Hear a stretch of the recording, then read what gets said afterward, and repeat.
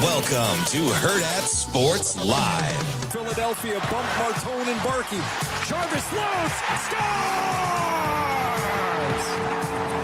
To tie it at 2. Get it up ahead. Bridges up the road. McHale rising up. Short. This time rebound goes to Bridges. 3 seconds left. Brunson got it. Jalen Brunson with the last 11 for New York ends the first half with a bang. Line drive, base hit right field. Trying to score another one. Abreu rounding. Here's the throw. Is cut off. Another run scores. 5-2 Boston. Meyer with his second hit. It has been a hit parade in the 7th inning. And that is blasted to right. There's a home run on his bobble night. A blazing bat home run on a blazing bat bobblehead night. And the pitch. High drive, right center field, going back to Barris. It is high, it is far, it is gone. Aaron Judge, a Judgian blast. Here comes the Judge. Good morning. Welcome in Hurrdat Sports Live, presented by Next Gen Mail Medical. That's DB. I'm Ravi Lulla here at Hurrdat Sports HQ. What's up, DB? I'm just here, so I actually can afford. I'm just here so I don't get fined. So I can afford a fine. Who's fining you? What are you getting fined for? I don't think literally anybody, but okay, that's good. I'm here so I can pay bills, or how should I say it? I'm here so I'm just here to function as an adult. I'm here for I don't know. I'm just here. How you? We're out here, right?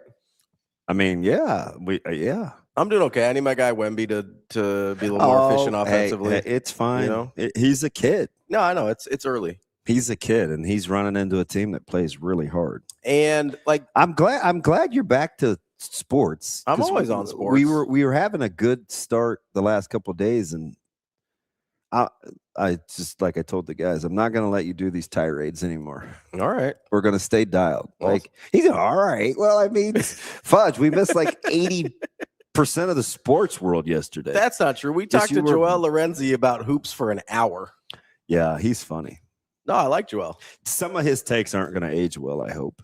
No, we need to talk to him more, though. No, he's funny. Like, so there's a handful of guys like we really had a vibe with. Mm-hmm. Shane, who's our guy, the lady killer that used to cover Big Ten baseball? He was a Buckeye guy. He was in Columbus. Yeah. And like, we just have and so there's like these handful of guys that, you know, was it? I need to figure out what he's doing, because he was always wanting to come to Omaha. You know, he really grew to kind of like us. Yeah. Light-skinned brother, pretty boy. He was always out here just trying to slay. But he was super smart with like sports. And I used to give him a hard time because coincidentally on the heels of the sweep, I was like, there's no excuse Ohio State shouldn't be good at baseball. Yeah. Right. But he was one of our first Big Ten baseball guys. He had like this cool voice, and he liked, I mean, super bougie. Mm-hmm. Like, he made you look like a peasant. Pinky dad. But no, I don't have the link either, so I don't know if you guys want me to participate in the show. If we don't, it's okay. Like, I don't need to see me. It's cool. I'm totally all right with that. I like me. I'm okay. Okay. Right. I emailed to you. I'll DM it to you also, just to cover our bases here. Well, what good's the DM gonna do? Well, I don't know. Maybe if Gmail's having issues this morning, maybe the DM will help you out. Maybe. Who knows? We're just out here, right? I don't know. Hey, no, Rico, are you feeling better about your tricks?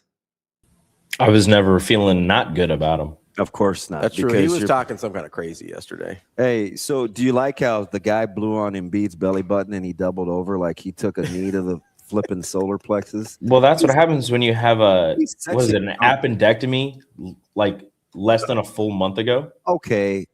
We've all, not all, a lot of us have had appendectomies. Mm-hmm. But But what he's doing, I don't know if it's mixed with colitis or he has an intestine that's way too short or he only has like 4 abs. I don't know, but he's doing too much. He's always doing too much. That's his thing. It's not even, I mean, even Caleb last night, who's fairly mild-mannered. And by the way, as he gets older, he's a lot less tolerant of tomfoolery. But anyway, he's like, God, is he worse than LeBron? Yes. Yes, he is. No, it's close. No, it's not. Listen, LeBron, 7 feet, 280 pounds. Hang on, and you blow on him, and he falls to the. He's always on the ground. Like 6'9", 250. He's no chump. This dude got grazed with a forearm the other day. I mean, they had to put it in slow-mo to see if there was even contact made. And he grabbed his head like it was Zeus birthing his daughter. Like it was. Wait, is he the guy that had the baby that came out of the brain? I don't know. One of those. I'm gonna have to look one of those Norse gods. But, like he acted like he was having an aneurysm. I'm like, can we just not do this? He barely set the screen on Embiid, and he doubled over like he took one from Crawford to the kidney. I was like, Mikal Bridges. You're right. It was Zeus. It was from the forehead. Yeah, see your boy, man. Give me some Greek, not Norse god, but yeah, you were right though. You're good. Now, listen, that's like 90% of the way there. That's a. And I'm clearly talking over all 3 of your numbnuts heads. Like, give your boy some credit. God, it's Greek, but it's fine. See, I was getting ready to love on your Knicks, but guess what? They're back to the tricks again. Stephen Young hit you. Well, actually, Zeus is Greek. Odin is Norse. Oh God, you were right though. You got the hard part right. That's what. No, you guys are like trying to throw me that lollipop after I didn't get the good candy. No, hey, but you did so good. It's so good. No, you did really great. Good. Oh. Hey, Joel Embiid flopped so much. He got all of the Knicks bigs in trouble. Nah, man, we're good. All of the Knicks bigs had 3 fouls before halftime. And they still blew him out. I just want a link. Can I just have a link? I have sent it the only places I know how. I resent it to your Gmail. I already sent it to my echoing. Thank you, buddy. Appreciate that. Oh, no problem. I don't have it, so that's fine. Keljam wants us to know that Kratos is apparently both Greek and Norse. That is correct. Big Kratos guy, apparently. So I think he's back on my team again. You think so? Yeah. So he's one of those guys. I go back and forth, but at least he's an equal opportunity offender. Sure. Like sometimes he's yelling at me, sometimes he's yelling at you. He appears to be okay with Austin, which I have no idea why. But Headley says I'm German and Irish. Oh, Headley's back cracking jokes. So if you're typing, is it just, can it be a soliloquy or is that orated? I think his meltdown over Apple versus Samsung was a gem. Keljam. I mean, an absolute. It's my favorite because it's how I talk. I mostly skipped it. I'm going to be honest with you. It's exactly what I would do. I didn't read a single word. You just say the facts, yeah, and then say, "Hey, if that's your choice, fine." Yeah, but let's be operating with the same amount of with the right data. So here's do the with problem, that what you will. Here's the problem, though, is what you call we're literally having a subjective conversation. It's not subjective, it is. Though, because is Apple the RSS Android better. That's not what he's saying. He clearly said you can pick whatever phone you like, but let's not base it on a myth. The facts are this is what happened with the SMS and RSS. This is what Samsung is doing. This is what Google's doing. The red dot thing or the green dot thing was birthed from this. This was, so they went back and they did this. A lot of people don't know that. But since a lot of people have Apple, it's Android people are the outcasts because we screw up the chats. That wasn't the conversation. It was exactly the conversation. The conversation started. No. Which is easier to use. No, that's where the conversation started. So the conversation actually birthed months ago. Yeah, when you and Kobe were like the Fonz and Pinky, lockstep over Apple products being superior. That's what originally got him riled up. That's fine, but the conversation yesterday was which is easier to use. Well, I mean, and when you're saying kind of, because you were like, can I just say something? I'm just going to say this. I don't think you're very smart, DB. So what I think you need to do is just keep it simple. Like that's not what I said. I didn't say anything about your intelligence level. Rico. I didn't say anything about your intelligence level. He just wants to talk about Mikal Bridges. I said that with your sometimes struggles with technology, that doesn't mean you're not smart in a lot of other ways. Yeah, it's whatever. There's things I'm dumb about. I can't cook. I can't cook. I can't read. Or fix things. I know, yeah. See, and Keljam, or not grind axes. And Keljam even said that he thought Apple, despite his feelings on Apple versus Android, thought it might be better for you. Yeah, well, that's fine. I liked how he laid out the discussion. I'm not arguing any of that. That's why I think it's very clear. Mm-hmm. I think it's pertinent. It should behoove you. It is in your best interest because this is why people cite you indirectly in other biospheres. Yeah. And because everybody's talking about a different thing. You need to make distinctions. If you would have made distinctions, then it wouldn't have gone so poorly. Like we have one guy about as non-credible as it comes talking about something that you said, and he's arguing a straw man. So I was like, don't entertain that. But no, bird crumb, bird crumb, bird crumb, bird crumb. And you're just like, peck, peck, peck. I'm just trying to help out. And we missed softball yesterday. We missed baseball yesterday. Baseball missed baseball yesterday too, so I don't know. Which, by the way, we got Handles today. Yeah. He's been busy. We got Nick Handley today at 8:00. We'll talk about baseball. So did anybody else interview Ronda Rivell last week, or is that just us? Oh, okay. Surly Robbie's good, Robbie. I'm just Surly Robbie's like good, a lot Robbie. of people are missing softball a lot more than we are. They swept. They clinched the outright Big Ten title. I like him. Like, see, you know what I mean? I'm helping Robbie. It's a great job interviewing this tyrant. It's a great job interviewing Ronda last week, but when they came home with the trophy, you were talking about other people talking about other sports instead of maybe the sweep. What I'm trying to do is I'm trying to help back out. with the trophy. You guys know how much I like the state, right? And Omaha and the state in general. But pink shoes. What I'm trying to do, I'll take these off and show everybody in a minute here. Those are nice shoes. I got the Iversons in the white and pink.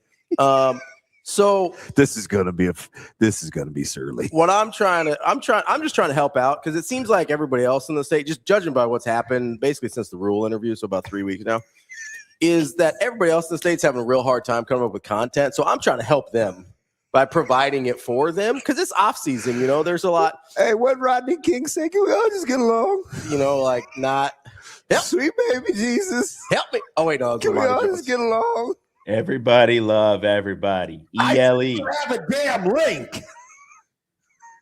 We'll get you the link in the break. This might be a you problem at this point. I don't know. I sent it. Shane sent it. I don't know. Do you want me to send it? Yeah, you send it to. You send it to your email. What do you want me to send it to? I don't know. Well, then how am I going to send it? Headache. You can send it to.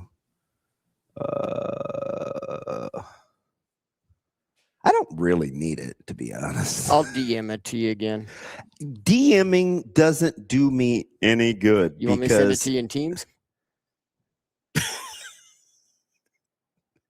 I'm just looking for options. Yeah, DM it to me. Ass face.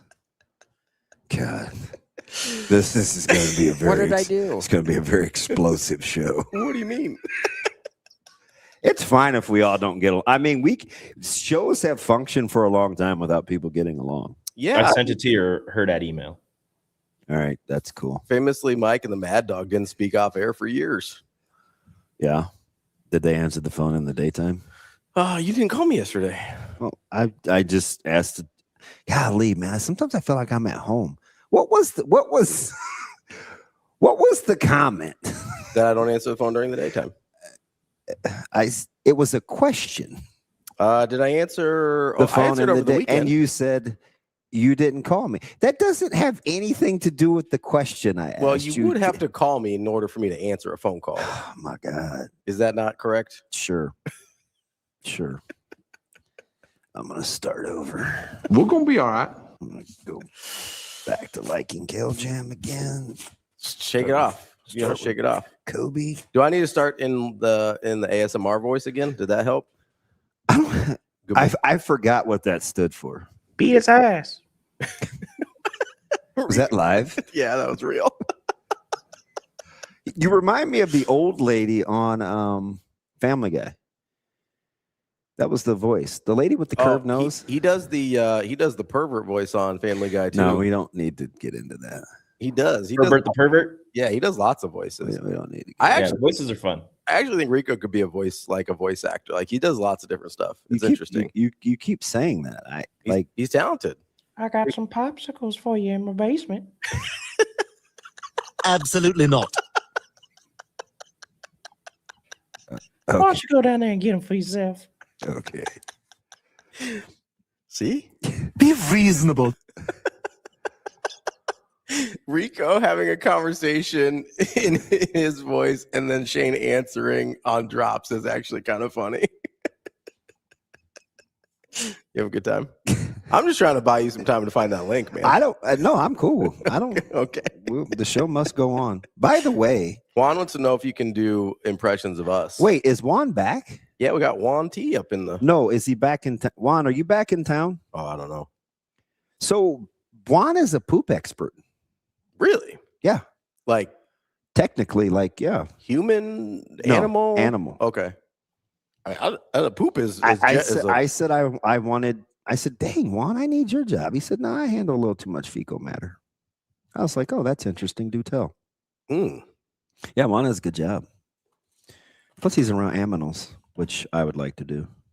What are we like farm animals? No, I'm not going to tell. I mean, I'm just going to make you privy to that. He can share what he wants to. Okay. But he's a poop guy. Mervin, he's not wearing Texas Longhorn colors, man. He's wearing red. I don't know what to tell you. Who? You may need to. DB says, Mervin says, why are you wearing Texas Longhorn colors? I go, I don't. You might need to get the eyes checked, but or maybe like your screen is off a little bit because that's pretty red. That's about as red as it gets. Maybe get an Apple phone instead. Yeah, it might be the Android picture on that one. I don't know. I'm just throwing suggestions out there. I don't know. Hey, Shane, where's your phone? Richard, I don't know. Where's your phone? I have no idea. We wouldn't be having this problem if you would have flipping not left it at home. It's probably sitting on the charger at home. Did you legit lose it or you just forgot it? I just forgot it. Oh, okay. I'm hoping. I'm hoping. Yeah. Never mind. I'm Shane and I'm hoping. That's not how that goes. Oh, is it not? No. Oh, he came up with the drop. I thought it was him. I'm black and I'm open. That's our James Earl Jones guy, huh? So close. I was almost, Shane and James Earl Jones have a lot in common. Rico? They're both like yes, sir. Did you have a celebratory Vicodin after the Knicks win? No. Did you I don't know, toss KJ up and say, "Hey, we're 1-0. We're up 1-0." Like no, they were asleep already. I was sitting on the couch. Miles was asleep on me, so I was doing my best to not freak out with every three that they were hitting. So I was just doing the 3-point celebrations. But I was expecting the win, so I didn't.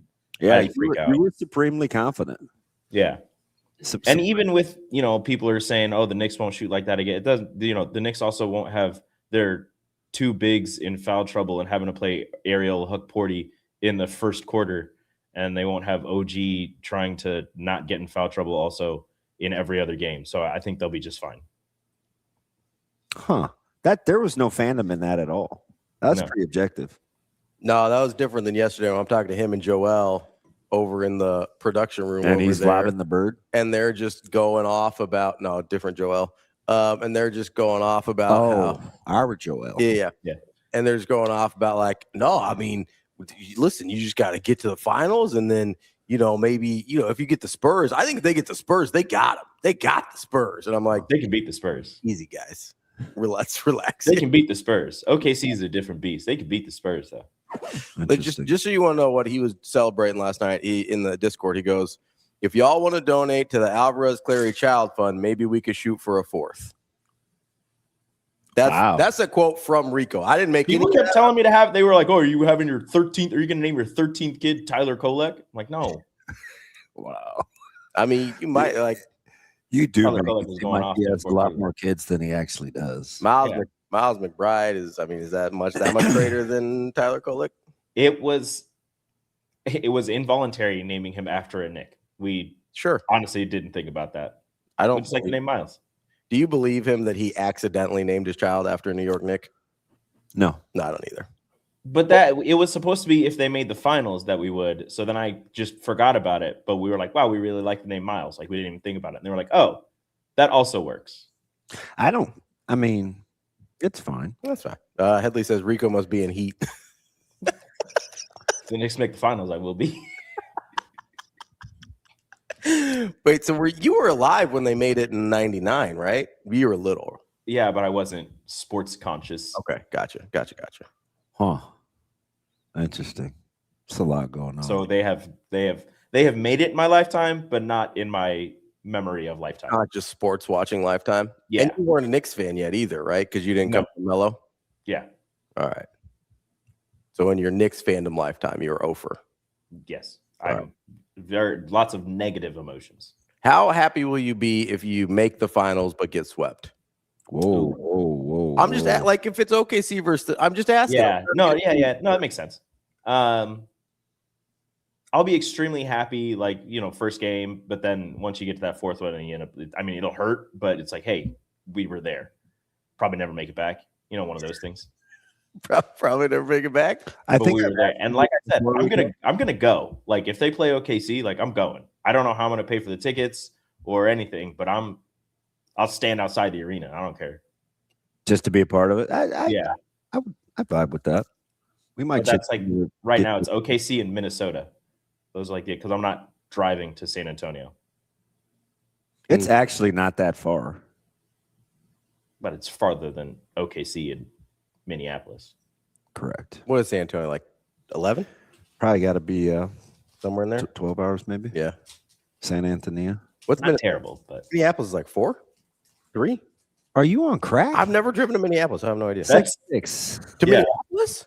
Yes. Really? I didn't think it was 540 maybe if you got a lead foot, but 3 fudge. 3 if you're DB.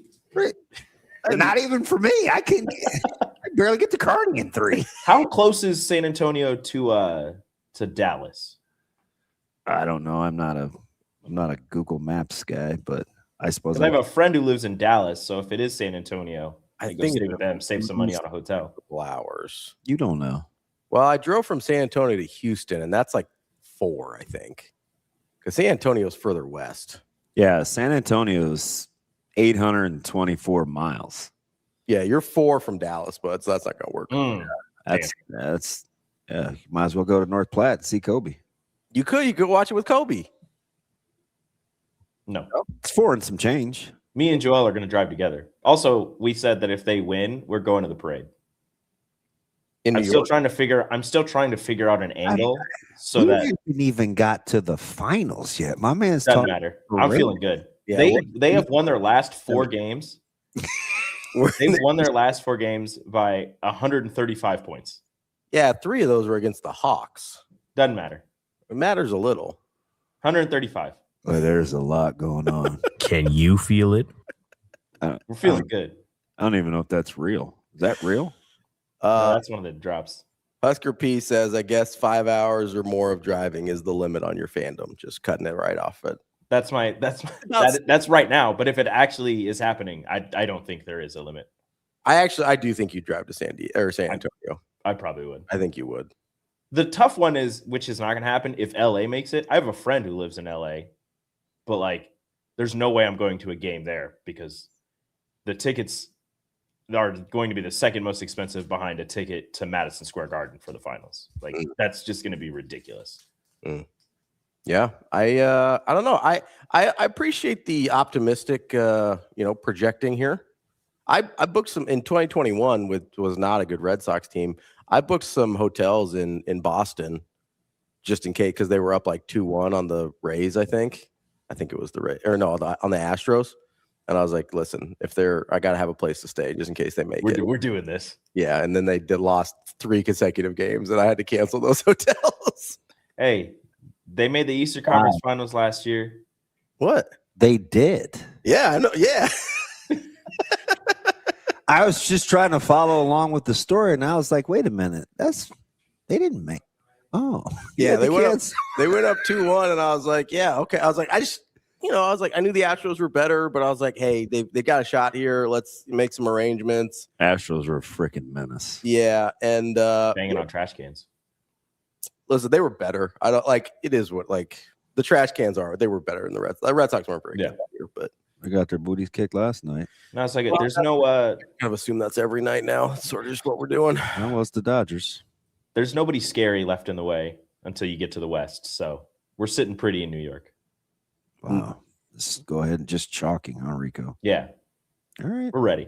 I am ready to get my heart broken. I am on this high right now, and I'm staying up there. You were on the scariest team in the East as the Sixers. Should he be scared of the healthy Sixers still? Yeah.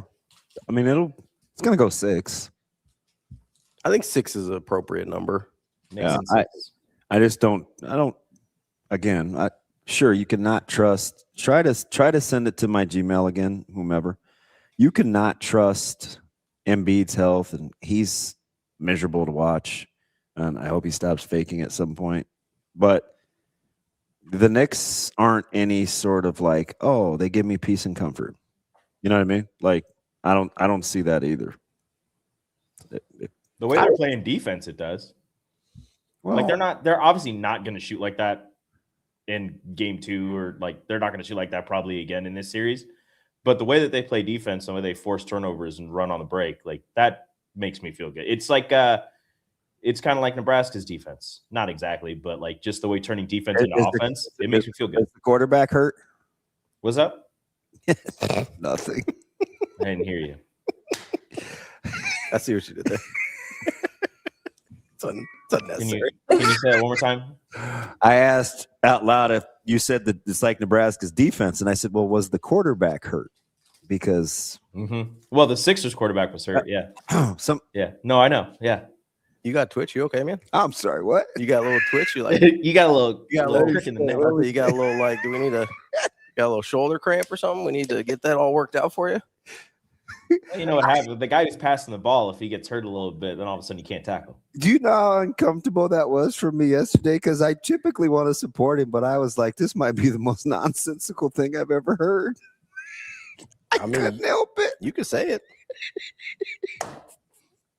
You made some people look at me and say, DB, you're a dummy. I mean, you do say it like twice a week, but yeah, normally in jest. Not actually. Normally it's when you're like like laying down on the floor or something. I'm like, hey, what's going on here, bud? I am now confused. Yeah. On when Bud is a shot. I used to Where's know. the foul? Now I'm not sure. You've been on such a warpath. It's like, am I safe? I might be in trouble. No, everybody's cool. We're all cool. I like everything is everything. No, I like everybody in the room. We made the cut. Well, considering you're the only 2 in the room. No, I think you count. Yeah, I was counting. That's like a joke. Okay. I was counting all 4. That right there would count as a visitation. Exactly. I would say we kind of got phones. Do you need me to have the phone? Yeah. Kevin Gates. Pull up the phone. I need you to walk up to the biggest person in there. Oh man, Buster. You start a fight on your first day. You haven't seen Godfather of Harlem, have you? No. Oh man. If you had stopped at Godfather, I got you. No. You add the of Harlem. The Harlem part really scares him. It does scare me. It just the chances go down quite a bit. He's not walking in Harlem. Walking on the other side of the sidewalk. We were just in Harlem, coming back from Westport. That's why you use Waze and not Google Map. Big Waze guy. Yeah. Well, because of T-Mac. What does Waze do for you? Is that the one that gives you like live traffic and stuff too? Yep, that's helpful. It is. Does do construct? That one does construction too, doesn't it? Or the voice talks too much. I need you to chill. Yeah, if I'm like driving 14 miles and I'm not going to do anything for 14 miles, you don't need to count it down. Stuff like that. I mean, give me like a heads up at like, once I 10, 11, 12. No, that's too many, Shane. If once I get to like, I don't know, like 4. Am I the only one that struggles with the graphics being so delayed on like a multi-street looking diagram? It's like, wait.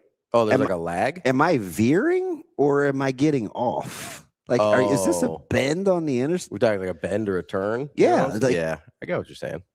It's kind of annoying. Oh, Forrest Whitaker. I know that. I know Forrest Whitaker. Yeah, Forrest Whitaker.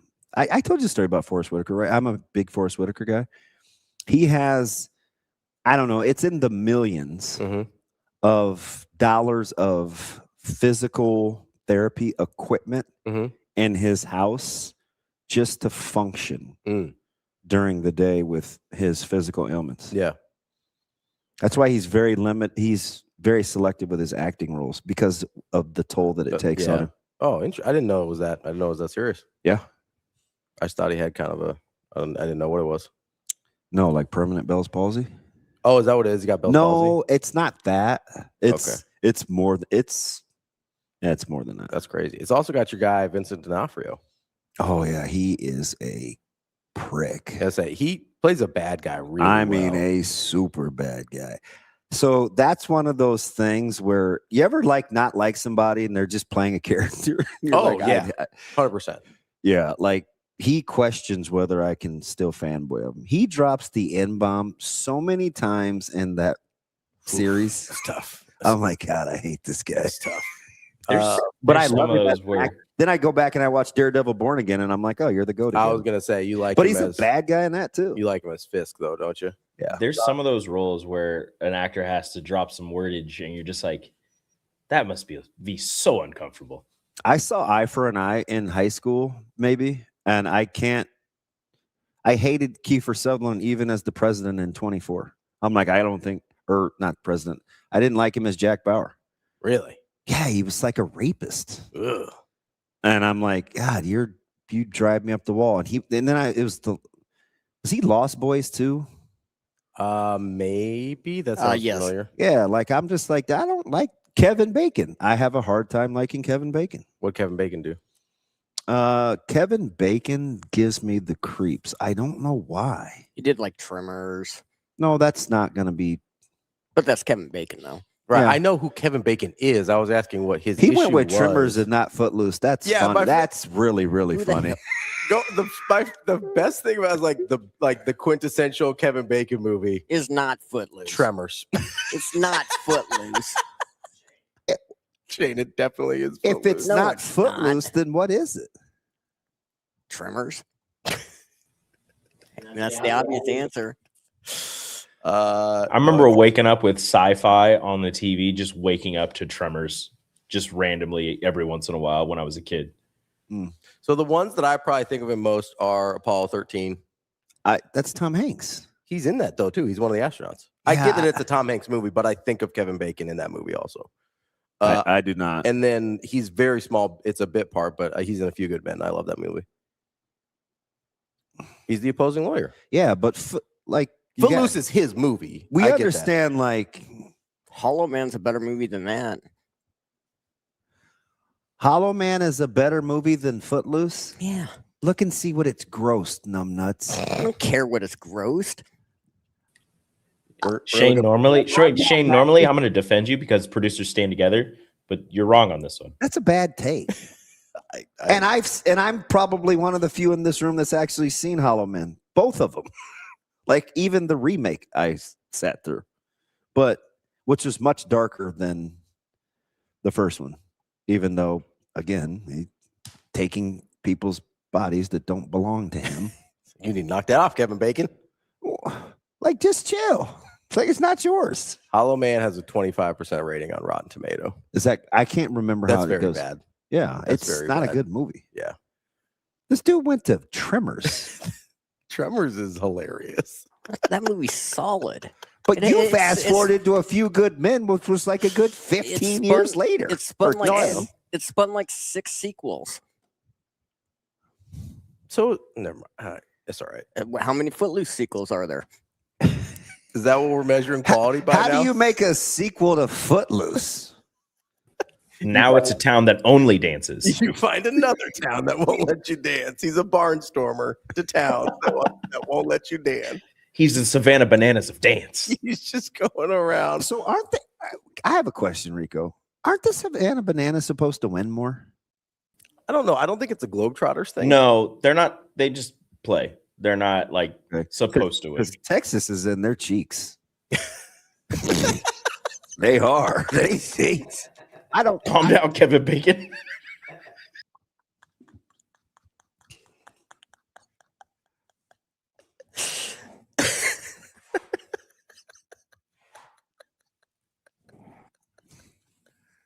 Oh, Alex brings up a good one. The Air Up There. That was a good Kevin Bacon movie. I'm just trying to change the subject, man.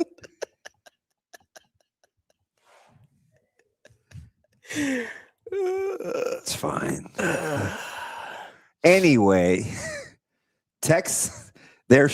I think Texas has like 4 wins against. Yeah, they're them. struggle busting against Texas. I like that there's multiple teams, though. You've got like 3 or 4 different opponents. So you get a little different. How hard are those games? Rico, I gotta shake that one off. Hey.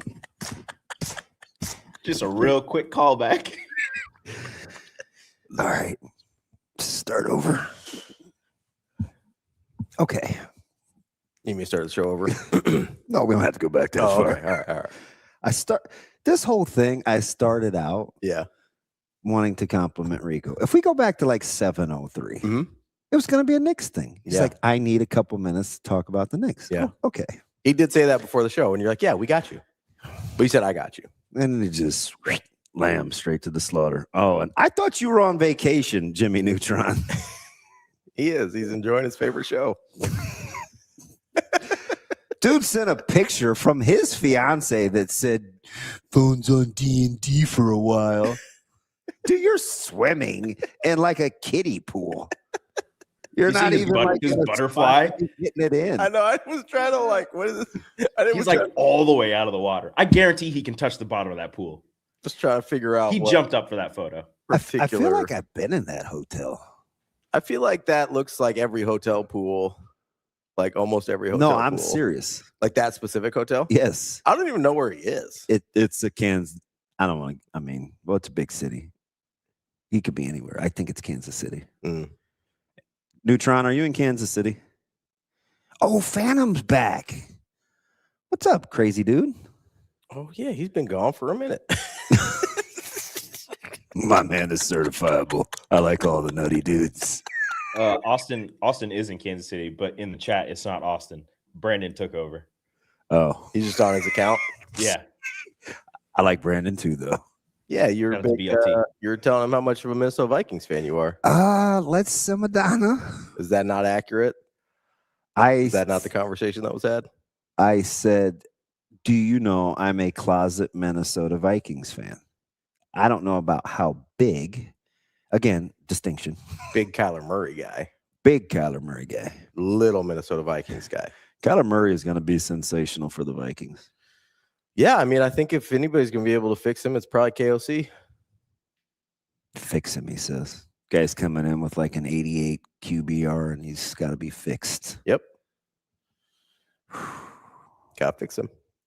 See if he can get him out to like, I don't know, 5'11". It's no, Juan. Stretch him out a little bit. Just stretch him out a little bit. That was not Rico's impersonation. Well, and I asked him if he could do impersonations of us. He didn't respond to me, so I don't know what you want me to do. Equal I don't think I opportunity. can. gotta work on it. I can't just do it on the fly. No. I'm not that talented. You got to workshop it a little bit. Yeah. Okay. He's like Frank Caliendo over there. You just gotta. No. And that's no. When's my next day? Shane, we off on Memorial Day? I've got to make it all the way to the 25th. I was planning on coming in. What are we gonna do on Memorial Day? Talk about although I memorialize Scott Frost. No. What about Memorial Day?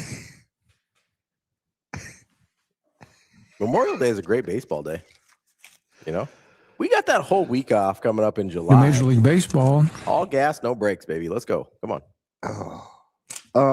Did you ever find your other notebook? No. Did you call your pastor? Be like, hey, did you steal this? So I forgot to go to the Lost and Found, and I stopped buying a humbug. I forgot churches just like aren't open. Oh, yeah, you got to call somebody. So it was, you better call somebody.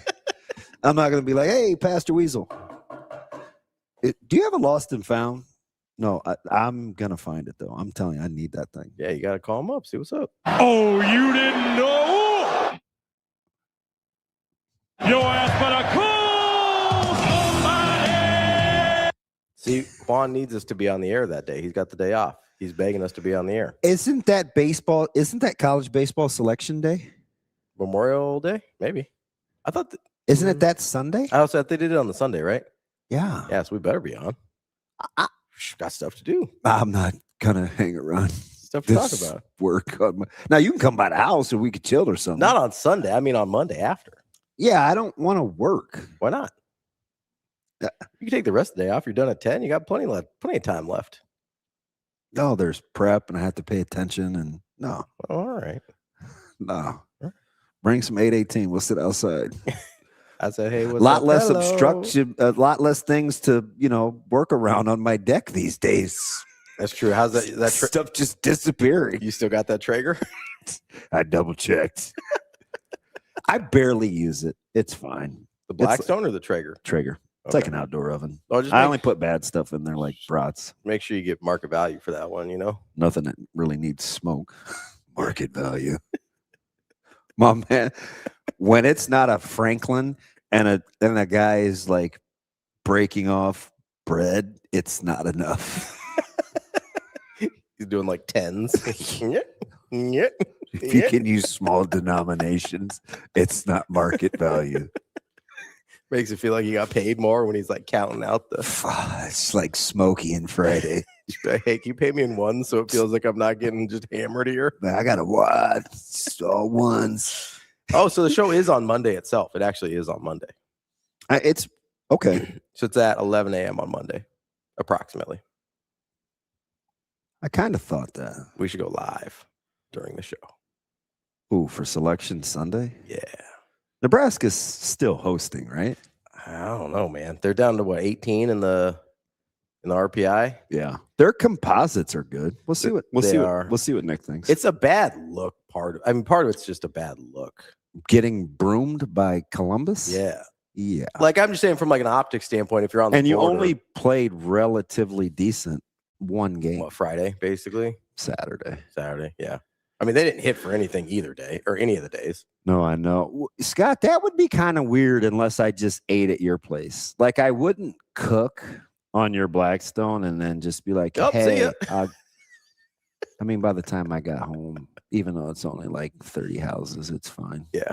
Enough for me to run 20 miles an hour though. For 30 houses now? We're doing it for 30 houses now? I meant feet, 30 feet. Oh, okay. 30 feet. I'll give you 30 feet. It would be kind of weird just to like walk over and be like, hey, bud, I'm gonna use your Blackstone, and just like hop through his backyard and then all right, see you later. Bruh man did it on Martin. Just borrowed odds and ends and left. It's a weird move. I feel like it's a weird move.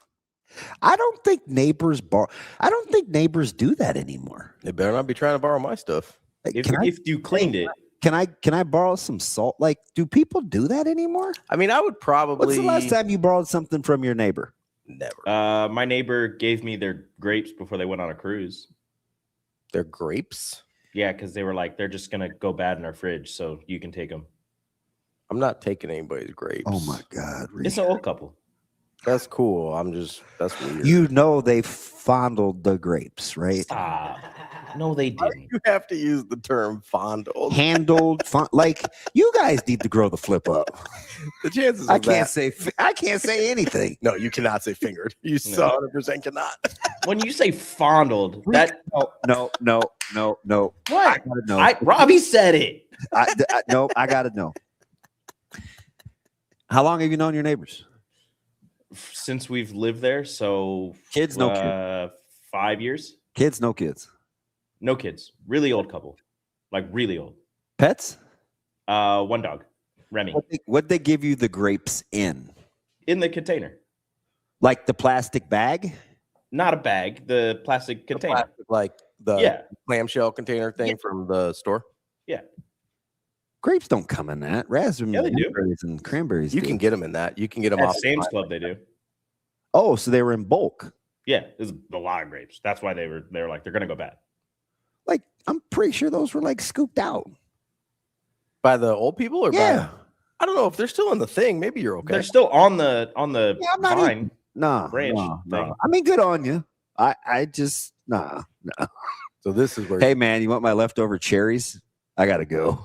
We've given them cookies. They've given us cookies and like brownies. The Oh, lady, she made a blanket for Miles when he was born. Oh, that's cool. Yeah, I just don't know if I'm eating a finger food that was at my neighbor's. Oh, what kind of food? One you eat with your hands. I'm just kidding. God, I hate you guys. So, like, if your neighbor brought you wings, I can't tell. You can't, because I like to kind of stay cool. I'm like 180 over 120. The blood pressure getting up a little bit. Like, all right, let's down to summer. Let's simmer down. Eating his neighbor's old grapes. How is that a problem? It's not. It probably says more about me, but that's just not what I expected. So that's where you draw. That's where you draw the line for neighbors helping neighbors. But like if they gave you like a cup of sugar. I just don't. I don't think people feel comfortable anymore doing that. Feel like I'd be more now. The backstory. Hey, can I borrow some flour? I would. Don't you think your neighbors are going to be like? I'd be more sus about the just took grapes. I'd be more sus about the flowers or sugar because the grapes are like self-contained. If I'm just like, hey, can I have a cup of flour, and they go in like scoop it out, and it's like, here you go. Like that's weirder to me because it's not like in a container. Is weirder a word? Weirder is a word, right? Weirder is a word. Yes. I don't. Hey, I have some blueberries. We're going on vacation. You want these? I think it helps that they have an established relationship of exchanging items. No, that I get it. That helps. And they're older. They're probably looking out for the young spry couple. If it was just like I have never exchanged items with either of my direct neighbors. Like I say hi to them, I wave. I'm like, hey, what's up? But we've never like traded things. So if all of a sudden they're like, hey, would you like this stuff? I'd be like, what's happening here? You trying to poison me? Like if our across the street neighbor was like, hey, we have some food. Do you want some? I'd be like, no. That's okay, but no. That's different. I don't know why I'm hung up on this. So is it just the fact that it's grapes? It's kind of a weird thing. Is it like a food specific issue? Would it be any like would strawberries be a problem? So what is it like Ethel and Tom? Like what's the couple? Who's the couple? Bill and Emma. Okay, Bill and Emma. So Bill and Emma are like, hey, Damon, we're getting ready to go. We have half a rotisserie chicken left. Do you guys want that? Big difference. You can wash. Yeah, that's weird. I would have said no to that. Wash grapes, right? Like that's pretty routine to wash. Just playing hypotheticals in my head. So no, I get it, but like rotisserie chicken to me would be a no. But grapes is a yes. Yeah, because you can wash them. You can wash grapes. You can wash strawberries or like any of those fruits you wash anyway. Hey, we've got. But if it's like a cooked rotisserie chicken, like you can't wash that chicken. We have off. some leftover potato casserole. We don't want to throw it out. Yeah. Like, where do you draw the line? I think on stuff that's already cooked. Yeah, like pre-cooked stuff. I'm not taking that. Like it's like, oh, we made this, and I don't know. I think grapes just threw me. I was like, that's not what I expected. Like if somebody brought you like a bushel of apples and was like, hey, we have these. We're going to be gone for like a month. Do you want them? Yeah, I'd knock those off. Amazing Daniel says a neighbor asked to borrow ketchup once. I told him we didn't have any. I think he thought I was lying, and he always looked at me weird after that. Yeah, that's his hot take. They're out on ketchup. That's a weird ask.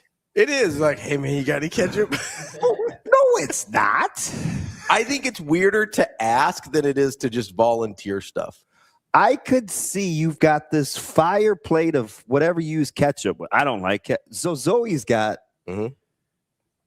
chicken fries or nuggets, and they're hot. Yeah.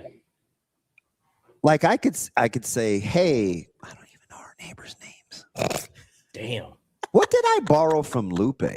Lupe's a guy I would borrow something So that's from. what I was gonna say. Like, but it was borrowing like tools. It was a tool. So I feel like I wouldn't go ask.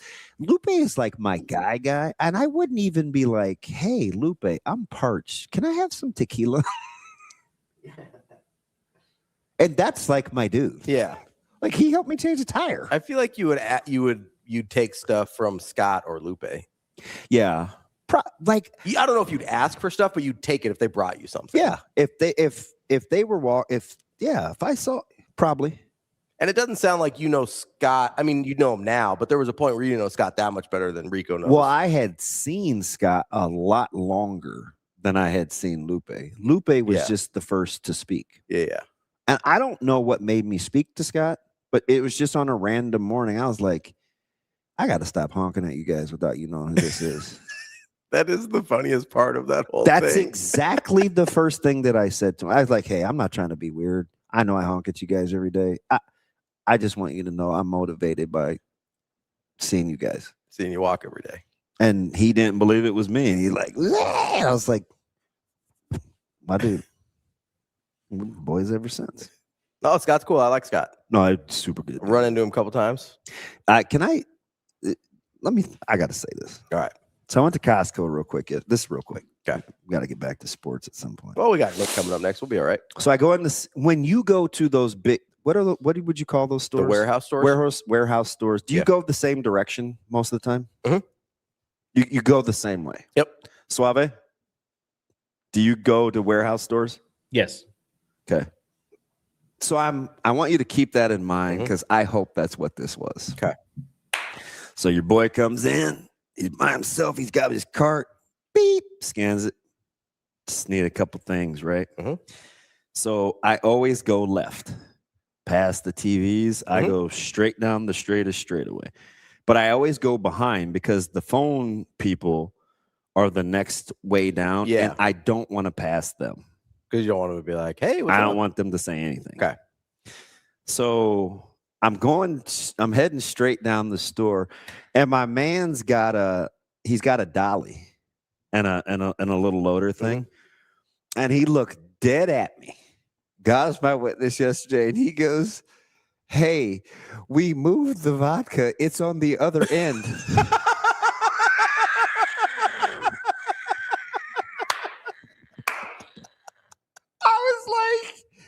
Damn. I wasn't even going for that this time. My man just called you out. So my dumb butt, it was so funny. I U-turned my cart and went and got some. You're like, maybe I do need I was some. like, I guess you're right. I was like, well, you spoke it into existence. I am here. Either he knows you that well, or I'm tripping off of. I was like, what is going on? Have you seen him before? Yeah, I see him all the time. Okay, yeah. Okay. But it's not always over there. No, but like you have it in the cart. Yeah. He's just like, you know what I mean? Like he just sees it. Because those bottles are He cheap. works there. He's busy. He ain't worried about what I'm doing. At least I don't think. So I'm so traumatized, legit traumatized this time, TK. I'm like, fudge, man. Like, I gotta be better. I mean, like, I'm going down aisles I never even go down. I'm like, well, who needs chia? Like, I'm in the coffee aisle. I'm just trying to throw myself for a loop, right? You know, that's how I think too. Yeah. You're like, nah, I gotta mix it up a little bit. Yeah, I'm U-turning. I'm zigzagging around the vitamins and stuff. I'm just killing time. And not putting a single thing in your cart. nope. I spent like $93 at Costco. That's like nothing. So Lucy works there, right? Mm-hmm. Like, that's my go-to. And I was like, she goes, oh, hey, DB, how you doing? You're like, you're hugging. She's like, hey, how you doing? I was like, I don't know. Like, I walked in. I'm like telling her a story so she can help me. You ever get your feelings hurt in a Costco? Oh, I don't know why I told you. That's a country song I'd listen to. I don't even know why I told you that. I mean, deadpan straight face. My man is working. Yeah, he's got like pallets. Oh, vodka's over there now. He's like, hey, we moved the vodka. It's over there now. It's either he knows you that well, or that's just a line he's been using on everybody. I just pray it's because he listens to the show or something. Because I think I mentioned Kirkland vodka being like Tito's. I'm trying to think of everything other than me having a problem. You should be like, no, we just have a lot of parties. Oh. He said, by the way, before you leave, I know what you want. Vodka's that way. Now, he could have said chicken salad, like anything. Yeah, but they had moved the chicken salad. Got the new Chipotle chicken. Like, I mean, anything. He looked at you. He said, how many times does this dude have vodka in his car? I got to let him know. And listen, and kept it pushing, too. Like, went on about his business. You know what I like about that story? It sounded like he had zero judgment when he was telling you. He was just helping somebody out. He's like, hey, man, I got you. I don't know, man. Ain't got no problem. He said, it's getting warm out. Gotta make you a party. I was like, golly. You feel some kind of way. I might not be able to go back here anymore. He's going to start buying his stuff at different places now. I have to like switch it up. Start spreading it around town. He's like, I got to go give it Costco. Oh, man. We'll be right back. We got Nick Handley talking a little Husker baseball coming up next.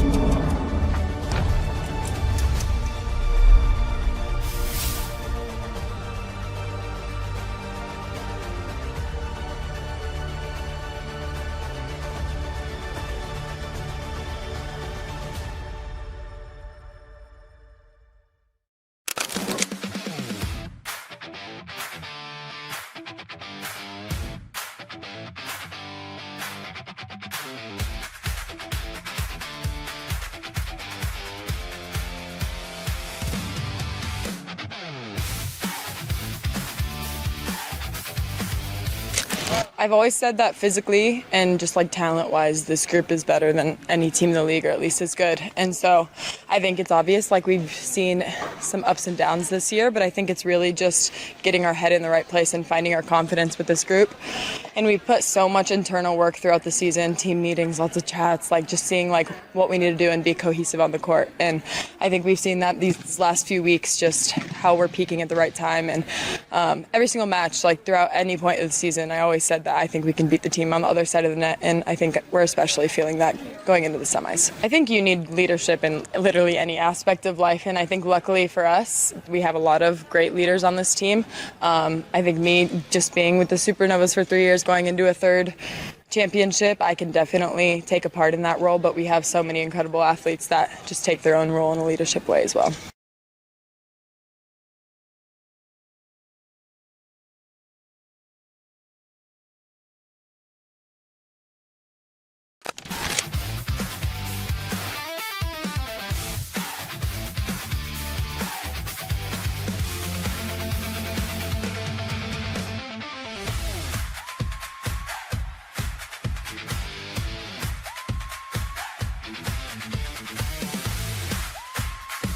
Well, let's get to some spring standouts.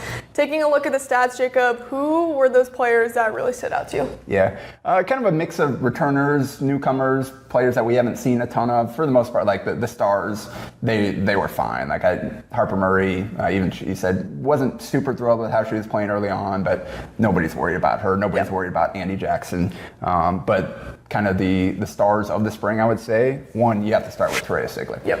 And she was absolutely fantastic. Led Nebraska in kills. In the obviously split and taken basically 2 sets apiece. She played a little bit more than that in the Creighton match.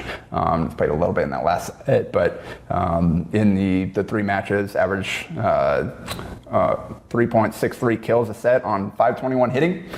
Pretty darn good. Yeah. And obviously we know back row is what the role that she played last year. And part of that was that's what she was ready for. Part of it, the back injury later in the season too, that probably limited her over the last couple months of the year as well.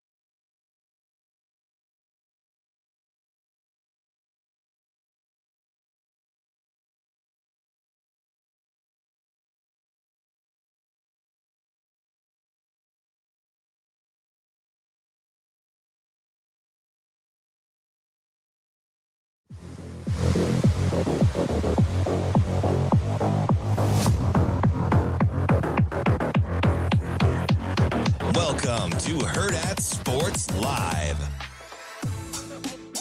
Welcome back, Hurrdat Sports Live, presented by Next Gen Mail Medical. That's DBM Ravi Lulla here at Hurrdat Sports HQ. We'll be joined shortly here by Nick Handley, doing the play-by-play and Husker radio. And I feel like I need to defend myself. Well, I mean, I'm going to ask Nick, and let me ask the question because you'll try to frame it. I would never do that to make me feel bad. He's getting ready right now, by the way. You get like the same things from the store, right? Yeah, I get like the same 6 or 8 things from Costco all the time. So it would not shock me at all if somebody was like, "Hey, this, they're over here now." Like if it was like Diet Coke. Yeah. If they moved the Diet Coke, someone at that Costco would 100% let me know because they see me loading that stuff up. They'd be like, "Hey, bud, the Diet Coke's over here now. We got you."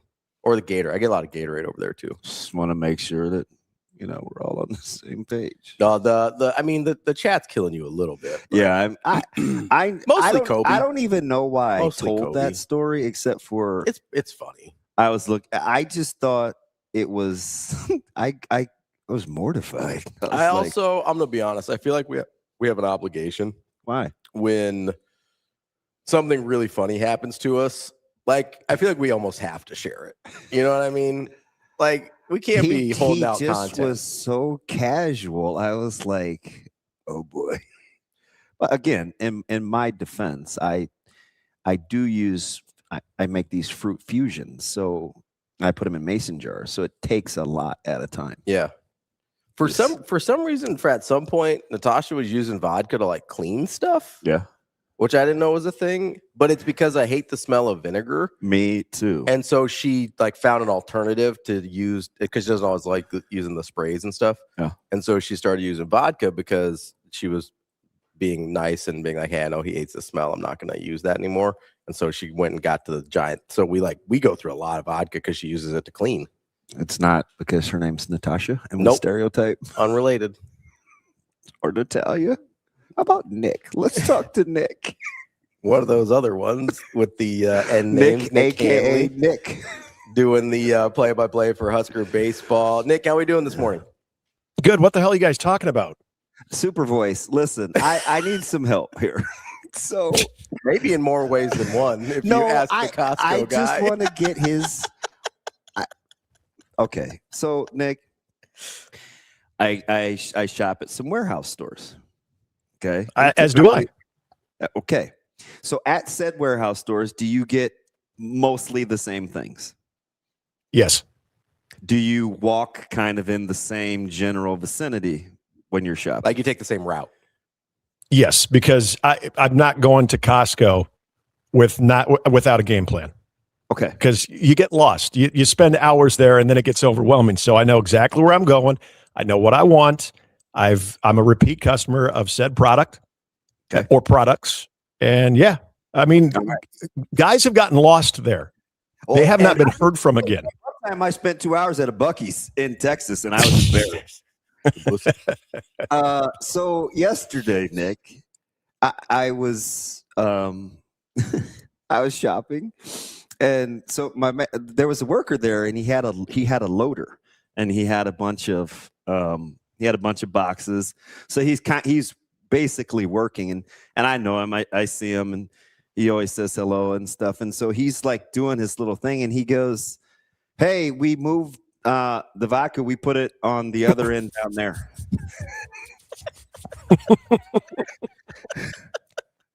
Nick, it wasn't like, oh, the protein balls are down there, or that fresh assorted fruit you like to get is over there.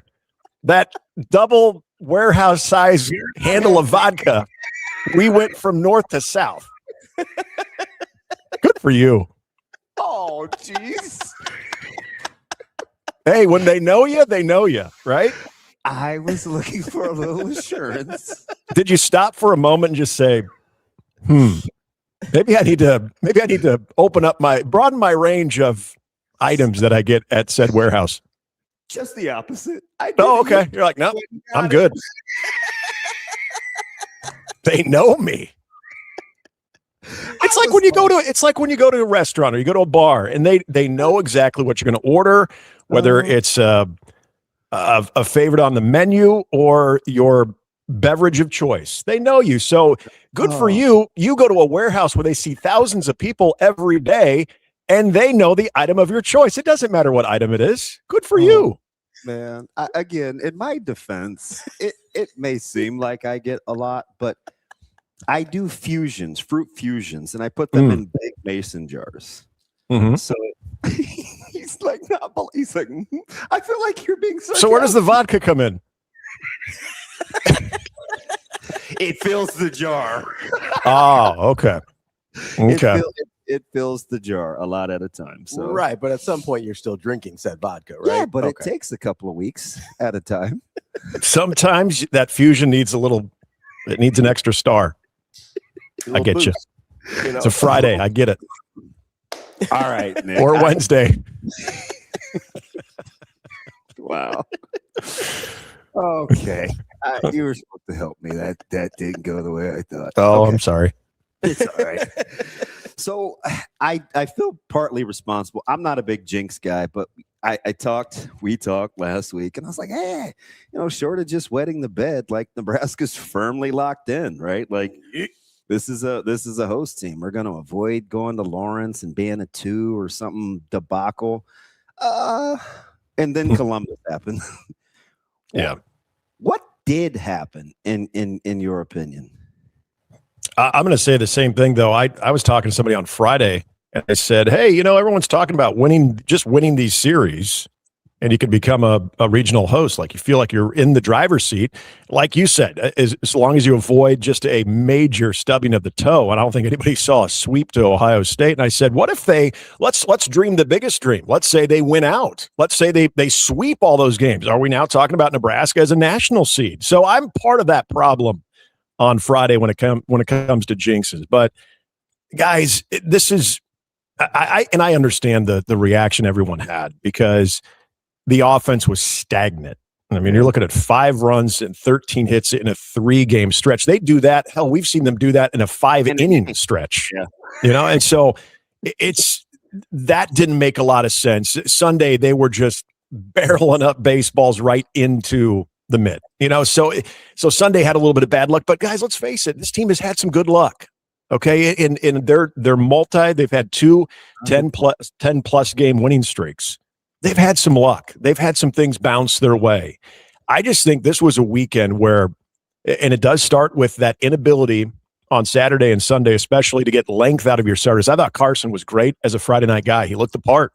He didn't have the run support. When he has the run support in most of his wins, I mean, he's been lights out. And he still, even without that run support, I mean, he gave them a chance to win that game on Friday night. It didn't happen. I just look at this. This was a product of what you're seeing in college baseball as well, guys. We saw Florida State 2 weeks ago get swept by a Stanford team that RPI-wise was in a similar spot that Ohio State was. 2 weeks before that, we saw Virginia, who was ranked 10th in the country, get beat by an unranked Pitt team, and they got swept by them. We saw UCLA 3 weeks ago. Yeah. If you handle a bunt in the 9th inning, Sac State, I'm talking to you. If you handle a bunt, they win that series. They take down the top-ranked UCLA team. So there's volatility in college baseball. And I think a lot of what Nebraska has been on the receiving end of when it does come to just that, they're a good team. Okay. And I don't think I need to go into a diatribe of this is why I got to prove to everybody that they're a good team. They're a good team. They ran into a lot of that bad luck, the luck that they've had in some of those tight games where they've been able to find the answer. I mean, heck, they had it Tuesday against Kansas State. And I just think it was a wave of a weekend where they weren't getting that clutch hit and the inability to get a lead runner on. I think it happened 4 times in the entire series. I mean, that is something that Nebraska feeds off of. They get that lead man on, then all of a sudden someone gets plunked or they get a walk or you just get a ground ball with eyes, and all of a sudden you've got an inning set up. They just were never able to set up an inning.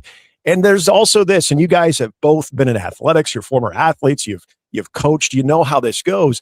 Sometimes when you've had things go your way so often like this Nebraska baseball team has, sometimes you take that for granted a little bit. And that doesn't mean they weren't prepared for this series. I'm not saying that. But I think when you personally don't come through in the situation, you just expect the next guy to do it. And then all of a sudden he doesn't come through in the situation. Well, he expects the next guy to do it. And all of a sudden, no one is coming through in those moments. No one is making that pitch. And all of a sudden you're kind of looking around saying, what the hell's going on here?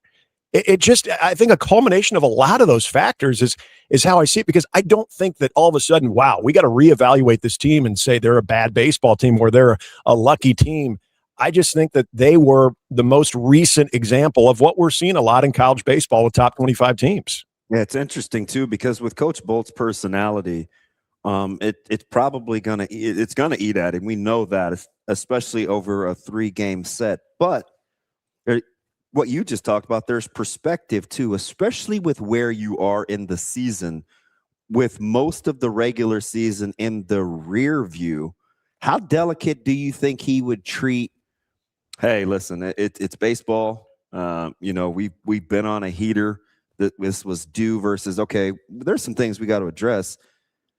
We didn't situationally, whatever, where it's a balance for the guys to keep the momentum. Right. And I think that message, Damon, is extremely important, because what do you think Johnny Fan was saying after Saturday and Sunday? I was doom and gloom, I'm sure. Exactly. You've got to be different your message has to be different, in my opinion, if you're Will Bolt and if you're this coaching staff, because you look at going into that weekend with a number 10 for your RPI, with 34 wins under your belt, sitting pretty at 17-4 in Big Ten play. Everything was solid. That body of work was great. Some great series wins. The series sweep over USC. I mean, I can go on. The last thing I think you want to do is all of a sudden just MF the entire team and just light up their ass. Like, I don't think you do that, because I think they understand it more than anybody. They probably understand it more than the coaching staff of what the hell was this. And if you get someone that is just continuing to drive that point home, in my opinion, I think you lose them in that moment. So I think the message is this stays in Columbus. I think the message is, guys, you're good. Okay. I don't know what happened. You don't know what happened. Let's not dwell on it. You got a full week of preparation with finals on top of it for Iowa. You're going to be at home where you're 20-1. You got an Iowa team that nobody likes. All right, let's go after them. They're playing great baseball. They think they've got you. They think they've got you in the corner. You're vulnerable. You're in the fetal position in the corner over there. All right, let's go out and get them. I just don't think there's anything you do as far as trying to belabor the point of how bad of a weekend that was. They had an entire flight home to think about that. So I think that message is, we're still a pretty damn good baseball team. Let's go act like it next weekend. This thing is behind us. Let's not belabor the point. Y'all know what you did wrong. We all know the analytics, and they'll get into those with their meetings, with the hitters, with the pitchers, when they sit down with Will Bolt as the hitting instructor as well. When the pitchers sit down with Rob Childress, they'll go over those things of what didn't go well and what they need to fine tune. But as far as belaboring it and just totally getting into their chili, I don't think you need to do that. Nick, as you mentioned earlier, the length out of the starters is kind of a problem that you looked at as hey, you know, that probably needs to get addressed or something that you hope they can correct before postseason. When you're looking at this Ohio State series, is there anything else where you go, hey, there is some of this that's just the randomness of baseball, especially college baseball in today's day and age? How much of it, or is there anything where you're like, hey, these are some things I'd like to see them kind of shore up or that give me concern throughout the rest of the season? Yeah, and I think you can't go through a series like that and just maybe all of a sudden look back at the last month and say, what doesn't seem fully connected right now? What isn't jiving right now? And for whatever reason, and gosh, he's been such a team player because he's handled just about every role, is Cooper Katsky right now. You know, you look at not getting the length out of those starts. And, you know, we were talking about this, I don't know, mid-season, and we've talked about it so often that he had built that reputation of he's going to give up a few early in the game, but then all of a sudden he reestablishes himself. He settles back into a start, and before you know it, Cooper Katsky is on the mound in the 6th inning. Now all of a sudden you're seeing the bullpen scrambling in the 3rd inning. And so for me, that's something to keep an eye on of, you know, what's going on there, both physically and mentally with Cooper. He's an ultimate competitor. He's logged so many innings in college baseball. He has had complete games, you know, in his career. He had a 7-inning performance this year as well. And going into that reshuffling, I should say reshuffling 1.0, where he was your Friday guy, he was the guy going into that weekend rotation with the most length out of any of the starters, at least from a consistency standpoint. So whatever reason, he has not been able to get himself out. Pitches are laying a little bit more flat, and he hasn't had that ability to recover the way that he had before. And, you know, some of that is probably competition too. I mean, he was able to recover maybe against offenses that were struggling a little bit more. And so maybe there's a little false sense of, okay, I'm good now, as opposed to, you know, seeing that Ohio State offensive attack was impressive for a team that is around a 500 team. The way that they got after the baseball, that was as impressive as we have seen. You got to maybe compare that to what we saw in Eugene, Oregon. So this is where, again, the pitchability that you always hear talked about. Maybe when your stuff isn't on point, maybe not all 3 pitches are explosive and you're hitting spots. What's that pitchability factor? What's that ability to sort of outcompete? You know, maybe you're not going to blow anything by them, but you're going to do some weak contact. I think there's a little bit of that now with Cooper Katsky, which I'm kind of excited to see how he responds. He was able to pull himself back and reestablish himself against maybe some, you know, subpar offenses. And now that he's faced some really good offenses and hasn't had that moment of it kind of re-clicking, now you can look at those types of hitters and say, okay, how do I now repurpose my pitches? How do I maybe rethink this? And the good news is he's got one of the best in the business overseeing that entire staff and Rob Childress. But definitely the Cooper Katsky role for me is something to watch because we haven't seen that length ever since he moved into the Friday role, and then he got bounced back to the Sunday this last weekend. He just hasn't had those same type of starts that we were accustomed to seeing him have. Now, you kind of referenced this early with kind of the situation with Iowa, and listen, it's Iowa, so that's always going to be a thing. And I think it's across, maybe not as intense in some sports, but it's across the majority of the sports. Do you like the opponent coming in, given the fact that, listen, a lot of guys are at home, done with their workouts. A lot of football guys back in Omaha yesterday. Like, do you like where it kind of sits with what's going on campus versus what's on the horizon coming off of Columbus? Do you like that, for lack of a better term, cocktail? You're going to meet out at Costco later on? No, but No, I know what you're saying. I was trying to not say cocktail. I was gonna say concoction, then I was like, I'll just go with it. Yeah, just roll with it. I mean, I feel like it's a Tuesday theme, man. Cinco de Mayo, let's go. Tacos and tequila, baby. Exactly. Tequila holiday. Hey, my wife bought one of those big bottles of Sol that Bless her heart. you're damn right that's going to be consumed tonight. Bless her heart. Let's go. I do like this situation that Nebraska's in. And the fact of the matter is, you play so much baseball, you get humbled. And let's call it what it is. That's exactly what happened to this team. They got humbled. They got humbled in a big way. They had a plane ride to think about it. They have a little bit of distraction this week with finals going on. And you're going to get your workout. It's going to be a little bit of I would think, a lighter week. And then you kind of ramp things up a little bit towards the end of the week, getting ready for that Iowa game. I don't know if this team looks at Iowa the way maybe the fans does. Like this particular group of baseball players looks at Iowa the way that maybe the fans just look at Iowa in general when it comes to Husker athletics. But I can tell you one thing that has their attention, and that's an Iowa team that can hit the ball very well, an Iowa team that can hit the ball very similar to what they saw from Ohio State. Gabe Mitchell, Caleb Wolf are really good players. This is an Iowa team that comes in with a 300-plus team batting average. So the challenges that Nebraska had last weekend and that they ultimately failed, they're going to have the same challenges, but they are going to have them at home. They are going to have a full week of maybe getting away from baseball for at least a 24-hour stretch to where they can refocus on what they need to finish up in the classroom this week and then really put it all into this final stretch of Iowa, Creighton, and Minnesota and the Big Ten tournament. And then you see, where the cards fall. I like this situation because, yeah, it's at home. They're 20-1 at Haymarket Park. We're finally, I think, knock on wood right now, that maybe with the exception of Sunday with some maybe chances of rain, that we're going to have great weekend weather for a rotation or for a weekend series over at Haymarket Park. I think that what Nebraska needs to do, what they need to atone for, and being around this team enough to still feel like this is a very confident group. It's a very veteran-laden group. It's a group that doesn't get maybe too caught up in the moment, whether it's good or bad. I think what they have in front of them, I do like this situation that they're in. I do like the fact that they did get smacked around a little bit this last weekend, and they got another team that thinks they're going to be able to do the same thing. And Rick Heller, I think there's a lot of respect for that Iowa baseball program because of what Rick Heller has been able to do, and he's got them playing some decent baseball right now. Good coach. Who do you trust for meaningful innings? Are we talking just as far high leverage innings right now?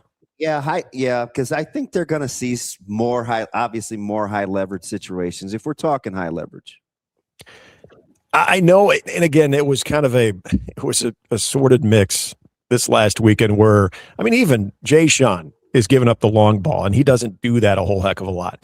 I still think, guys, Ty Horn coming in out of the bullpen has been a sight to behold. And the reason I bring that up, as a reliever, his strikeout to walk ratio is so impressive. He looks stronger. He does. And I don't know if think about this with Ty Horn. When you watch the pace that he pitches with, it's extremely quick.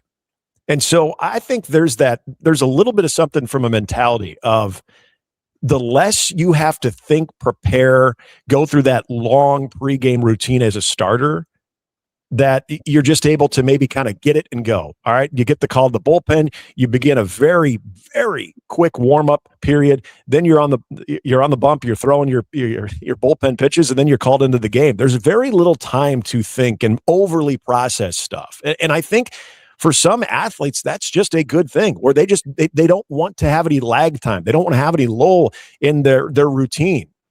I think Ty Horn has unlocked something when it comes to that. So, yeah, again, when you throw 95 plus, if you leave one up a bit, sure. If they make contact or guess right, there's going to be a couple that go out. But as far as his stuff, the cutter, the slider, and then the 96, 97 mile an hour fastball, and he's getting ahead of hitters so much more as a reliever than he did as a starter.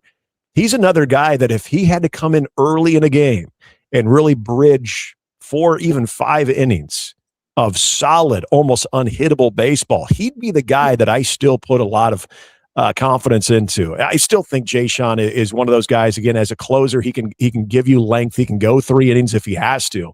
But I would say right now, Ty Horn, with that transformation, is still a guy that I have a lot of high hopes for, and I'm probably the most confident in right now. How about how we undersell, like, the emotions of going to the bullpen? That's one thing, right? That's obvious. But how about the preparation and the difference in preparation it takes, not knowing, but needing to know how you need to prepare and be ready as a reliever versus a locked in, Friday, Saturday, Sunday night starter. Like, that preparation is vastly different. Yeah, it is. I mean, you think about it, as a Friday guy or a Saturday guy, when you're coming in, what the day is going to look like as soon as you wake up and when you're going to begin that routine. You know the scouting report. The first hitter you're going to face. It's going to be the leadoff man. Okay, as a reliever, you're most likely going to back up pitcher A, but at what point? At what point in the lineup are you going to come in? So there's a lot of things that you're like, well, I don't know what the answer is to that, so I'm not going to worry about it. You just eliminate a lot of the guesswork of, okay, I shouldn't have to worry about that. You don't guess because you don't know. So you just go and like, hey, I know I just need to throw strikes. Okay. Once I settle into maybe 4, 5, and 6, then we'll go over. Obviously, they'll say, hey, you're facing so-and-so. Remember, this is where we want to pitch them. And then after that, away you go. You're on the mound, you're competing, and you're trying to get out of a jam, or you're trying to, be able to carry the bullpen and save some arms, whatever the case might be. It's a mentality switch of, okay, I'm ready. Okay, now it's real. Now let's go. As opposed to, all right, let me run my pulls. Okay, let me play my long toss. Okay, now it's time to get out to the bullpen. Let me get some stretching going on. Okay, now I'm going to start my bullpen. I'm not saying that, I'm not trying to make excuses for guys like Ty Horn, but I just feel like there are just certain people that respond better when they have those quick twitch moments of, hey, we need you. Go get going now. And then they go in there without any time to really think about it, and they just go out there and they just flat out pitch. When you take a lot of the analytics and everything that comes with a preparation of a start and just say, all right, go out and pitch. Not saying there's not analytics involved when it comes to coming out of the bullpen, but it's a lot of a quicker turnaround time. I think some guys just responded. It just seems like Ty Horn has really responded to that. Yeah, I don't know that it's necessarily positive or negative. I think it's just the way certain people are wired, right? Like, yeah, absolutely. And you got to be able to process the scouting report quickly once the game actually unfolds. Yep. Right? Yep. Hey, this is what we thought going in. This is kind of where we're at with it tonight. To be like, you have to be a pretty quick processor. Well, and if you're a starter, like say Ty Horn is a starter, for instance, maybe he's not a guy that if you have to sit there and think about things for multiple days, maybe that isn't good for him. You know what I mean? There's people that are like that. If I have to sit with the same information for too long, maybe it just gets in my head a little bit where it's like, hey, we're going in, you're going in and get warmed up. You're going in 5 minutes or however fast you can get warmed up. Maybe the way his brain is wired is just better to get up and go as opposed to, all right, I got to think about this. And that, maybe he kind of paralyzes himself with analysis. Or absolutely. I think guys do that sometimes. Yeah. And you're right. I don't think there is there's a rhyme or reason to why that is the case. I think that just sometimes in the moment in the sport, the type of competitor you are, you can thrive in certain situations where you're just called to action really fast. And there's other guys that can use that extra time of preparation, that longer process of getting ready for competition, and they feel like they are as prepared as possible, and away they go, and they can be very successful. And we've seen Ty Horn do that. I mean, against UCLA last year, you think about one of his best starts, though.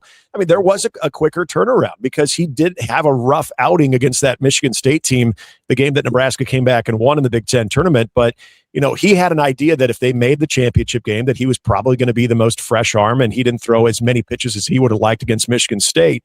But again, it wasn't necessarily the normal routine for him throwing on a Sunday afternoon, as opposed to a guy that was throwing on Saturdays. And so, you took him a little bit out of his routine, but he dominated that UCLA team, one of the best hitting teams, even last year, one of the best hitting teams in college baseball. I mean, he shut them out. So there could be something to be said about, just not having to sit around with it. And I think for Ty Horn, given the way that he ended last season, I think there was probably a lot of pressure he put on himself to where now he can just be in a role where he goes into the bullpen, he's with his guys, he gets on the bump, he gets out there and he just pitches. And I think you've seen, for the most part, the result of that has been largely positive. That to me is still one of the more underrated moves on this pitching staff that we've seen all season. That's Nick Handley, play-by-play voice for Nebraska baseball. Nick, appreciate the time as always, and hopefully we're having a more positive conversation in the coming weeks. Absolutely. Cheers, boys. Enjoy your Cinco de Mayo. Thanks, buddy. That is Nick Handley. He's the play-by-play voice for Nebraska baseball. We can take a quick break here. Tequila greater than vodka. I was going to say, the funny thing is, I know vodka's not even your favorite. No, I just told the story. I knew I thought I was going to get a little more support, but it's fine. From who? Well, if a guy said, "Hey, man, the breakfast burritos are over there," like, you'd be like, "Oh, okay." Yeah. Do you not understand the difference between breakfast burritos and vodka? Or one gets more calories during breakfast? Well, that's true. Yeah, you've got a 0-calorie drink. I've got a protein heavy breakfast. Like, what are we talking about? That's all I'm talking about. One's a clear liquid. One's a kind of tannish solid. Got you. A lot going on there. Okay. We'll be right back. More Hurrdat Sports Live.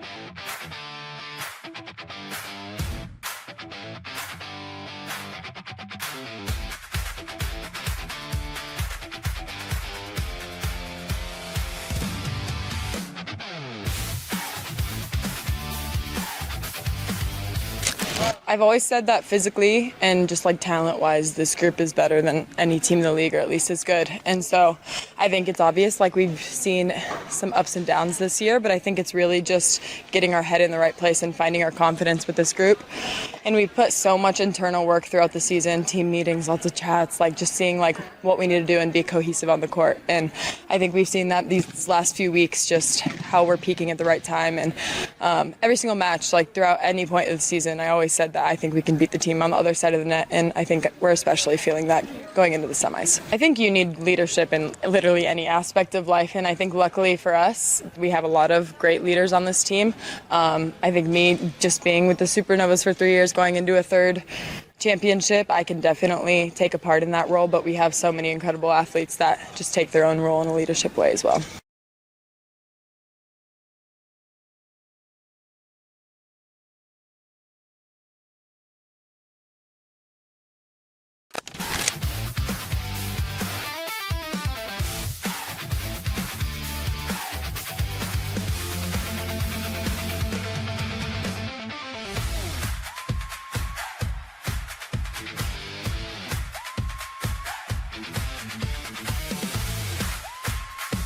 Well, let's get to some spring standouts.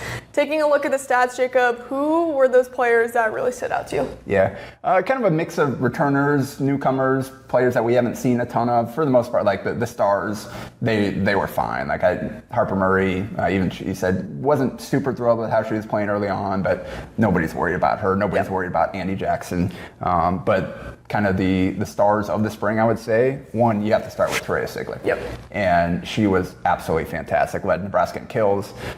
In the obviously split and taken basically 2 sets apiece. She played a little bit more than that in the Creighton match.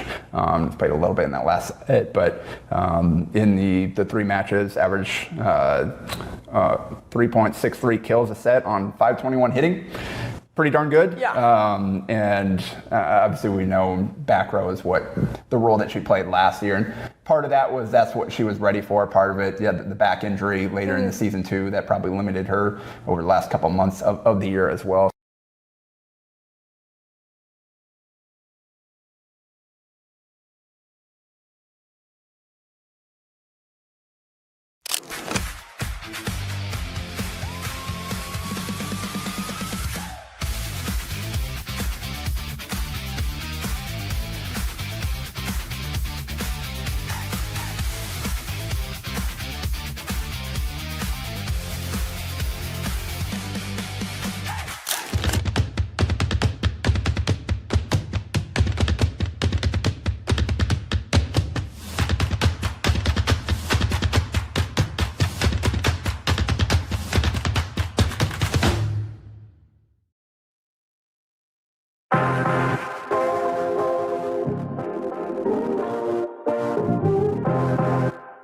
You're listening to Hurrdat Sports Live.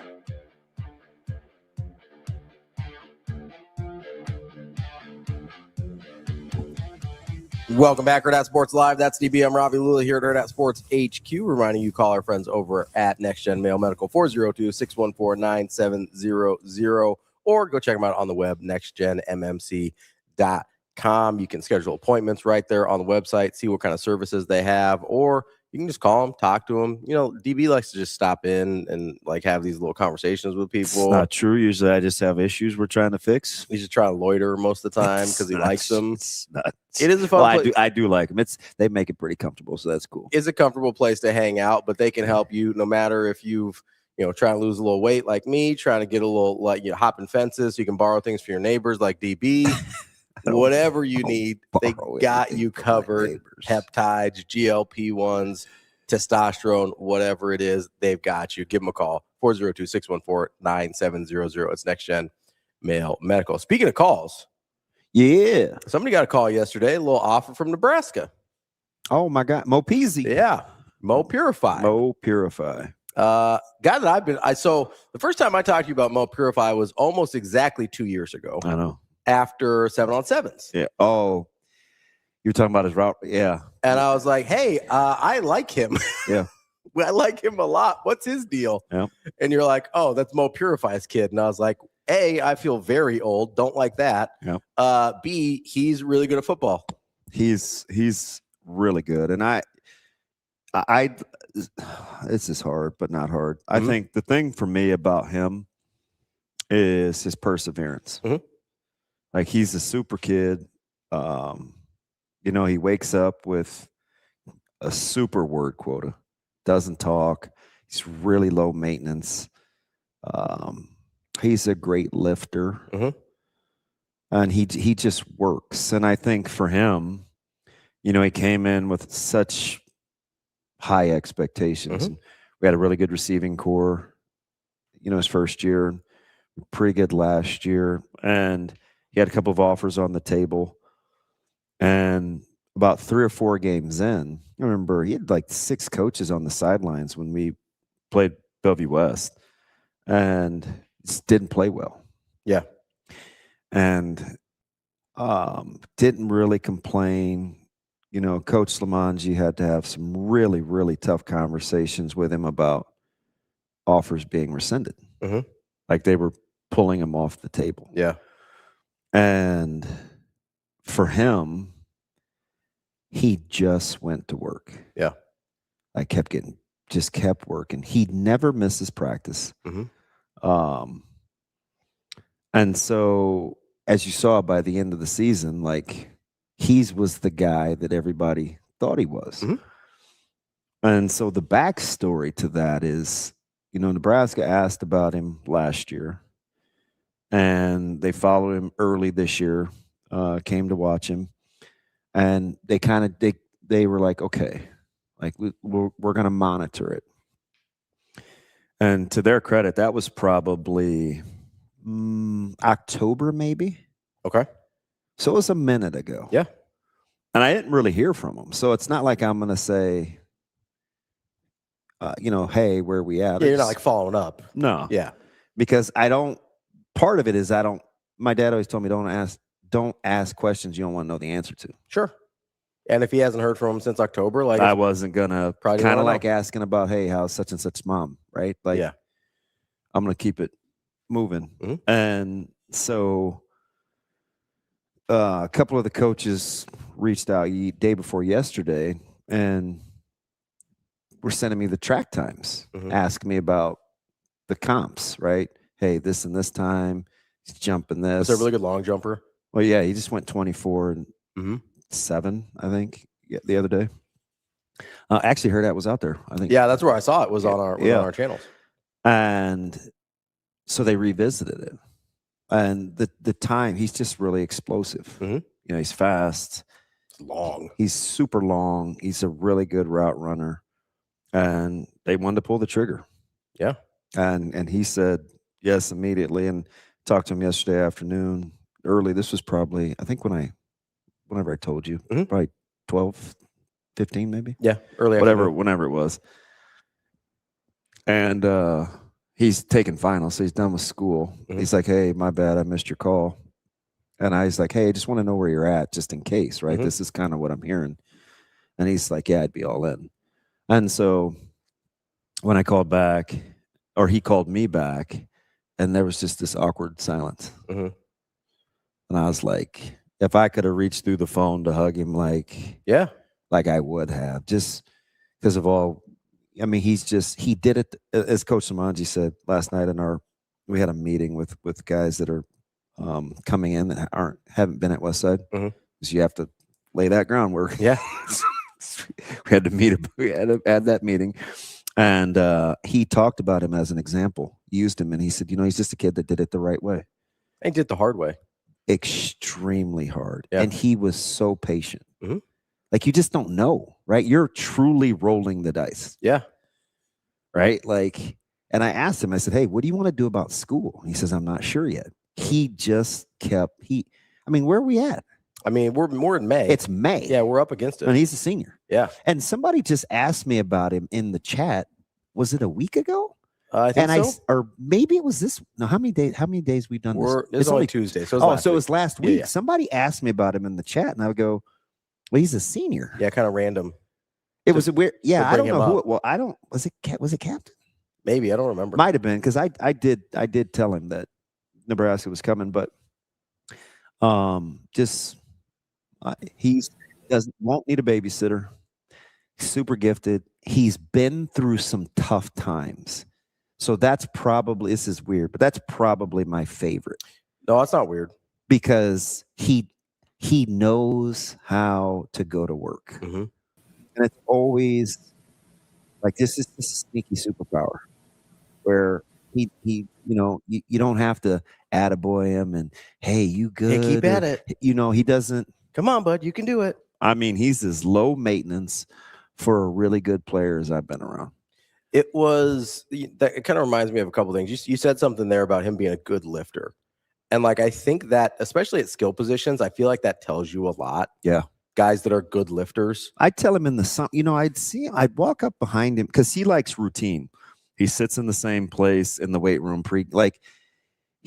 but we have a really, really good relationship because it was very hard for him to leave North Star and to come here, and it was just tough. And the first couple times I had him at 7-on-7, I talked to him like I'd known him forever, and I'm sure I came across as awkward. Right? It's like, who is this guy? Especially if you don't really know my vibe as a player. Yeah. And he just embraced it, and we would always talk. And it's very minimal. Like, he would, even when he changed his number, he's like, hey man, I've got a new number. You want me to send it over to you? Like, just really good natured. Yeah. He handled the snafu with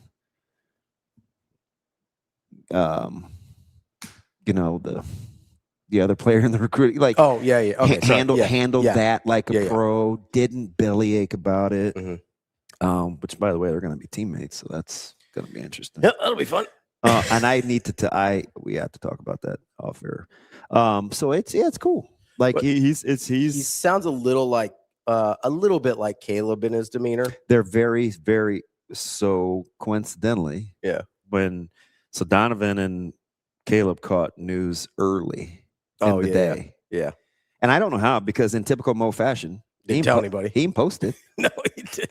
I was looking for it. He didn't say one word. It like hit through the grapevine. So I think Rule's gotta love that. I think Tyson told somehow Donovan and Caleb, because they're roommates. Yeah. And like Caleb caught, like he literally was like cheering because he's just an easy guy to cheer for. So the other thing that you were saying there about Purify, that I was actually talking to Heath about this yesterday. Our Heath or yeah. my Heath? Our Heath from the chat. Okay. We had my Heath would be car dealer. Yeah, right. I don't share. I him. mean, we can share Heath because he was your friend first. Yeah, but we had lunch yesterday and we were talking about, I don't even know how we got on this, but we were talking about how important it is. Oh, I think we were talking about his kids, because I told you he's got the hockey player, the little one, and then they have one that's a couple months old as well. Mm-hmm. And we're talking about kind of, he's in the district, he's in West Side, and so he's talking about kind of what he wants for his kids, and understanding that, hey, maybe they're going to be really good at certain things, but that there's lots of different things you can gain from experience in sports. And if they, he was talking about his high school experience where he goes, hey, I wanted to go to Central, but I knew I probably wasn't going to play there. So I wanted to go somewhere I could play basketball and maybe get some run and things like that. And we were just kind of talking through this process of how valuable it is to be able to fail and learn and recover as a young person, right? Because a lot of people don't figure that out. I think that's a lot of, when we see guys that we look at and they're like, oh, they're soft when they get to college. Yeah. What I think we really mean is they just haven't developed calluses from failure a lot of times. He played, I remember, we kind of do these shout outs in the locker room after games and stuff. And he had up to that point, he had his best game of the season. 20, not even 24 hours, because it was after practice the day before, where Coach Lamanji, they go in the back room and he's got to have these conversations about what happened with the scholarships. And just the way that he responded is, he's just a guy that I would rock with for a long, long time. And it was really funny about the timing, because when you have new guys that are coming into the building, and we take very few 1-year guys. Yeah. It has to be a unique situation. Yeah. But when we have multi-year guys, and we're talking about this in the meeting, where it's like, you may not feel it now, but at the most fun part about this is we get a chance to show you if we're who you hear about. Right? Because we probably played against you. Yeah. Or whatever. Somebody knows about us. Like, we get a chance to say, like, hey, this is what we promote. Now you get a chance to see who we are. Yeah. And put it to the test, right? Either it's smoke and mirrors, or all the other stuff that we talk about outside of football is actually what we do. How much did him competing is part of what we do. Yeah. He just never cheated the sport. Well, it would have been really easy to panic. Or to tank. Yeah, or to be like, well, yeah, just kind of go, just be like, what the hell, man? What is this? And it's not like he gets a ton of burn. He got it early. Yeah. Right? Got it early as a junior. And a lot of it, a lot of it's the last name, right? Yeah. You get the legacy thing early. And so that kind of, I think that's hard for, we talk about. His dad was nice. Oh, for sure. But his dad will also tell you, at the same age, he's clearly better than he was. Well, and it took his dad a little while when he got to Nebraska too. Absolutely. Right? Like, and I think there's a really unique. And by the way, his mom isn't getting enough credit because she's here with him. Yeah. Moved him up here. Yeah. Like, she's a rock star and will defend with every ounce of her being. She has been a super influence. Remember when we first heard about the incident? She was the first one up at the school. Like, yeah, that wasn't my son. Yeah. Like, hey, yeah. We got you. Yeah, for sure. We got you. That's a kid where, the legacy thing, especially when you're in state, can be really hard. That's brutal. Right? I mean, obviously, with your boys, and it's you have to appreciate when a kid like Maurice like handles it. It goes by Maurice or Mo. Mo. Okay, sorry. When a kid like Mo handles it in a way that like is really like, I wish I would handle something like that. Like if I'm in a similar position, I hope I can handle things with as much maturity as this 17, 18-year-old. He didn't say anything. Yeah, which I can't do. So when they asked, I literally had to say, "What's up? Like, what are you thinking? Like, where is this? How is this registering with you?" Yeah, like, what do we like? In my head, I'm like, don't be getting my hopes up and then Charlie Brown this thing. That's what I'm thinking. But I'm fact finding first. Yeah. But when I know they're wanting the validation of times versus actually staying with the film, like there's Coach, he's telling me about the comps between his junior and senior tape. He's clearly watched he's it paying attention recently. Yeah. And so I'm like, this isn't like a glance by a huddle highlight. Yeah. And I didn't want it to be a drive-by conversation. Yeah.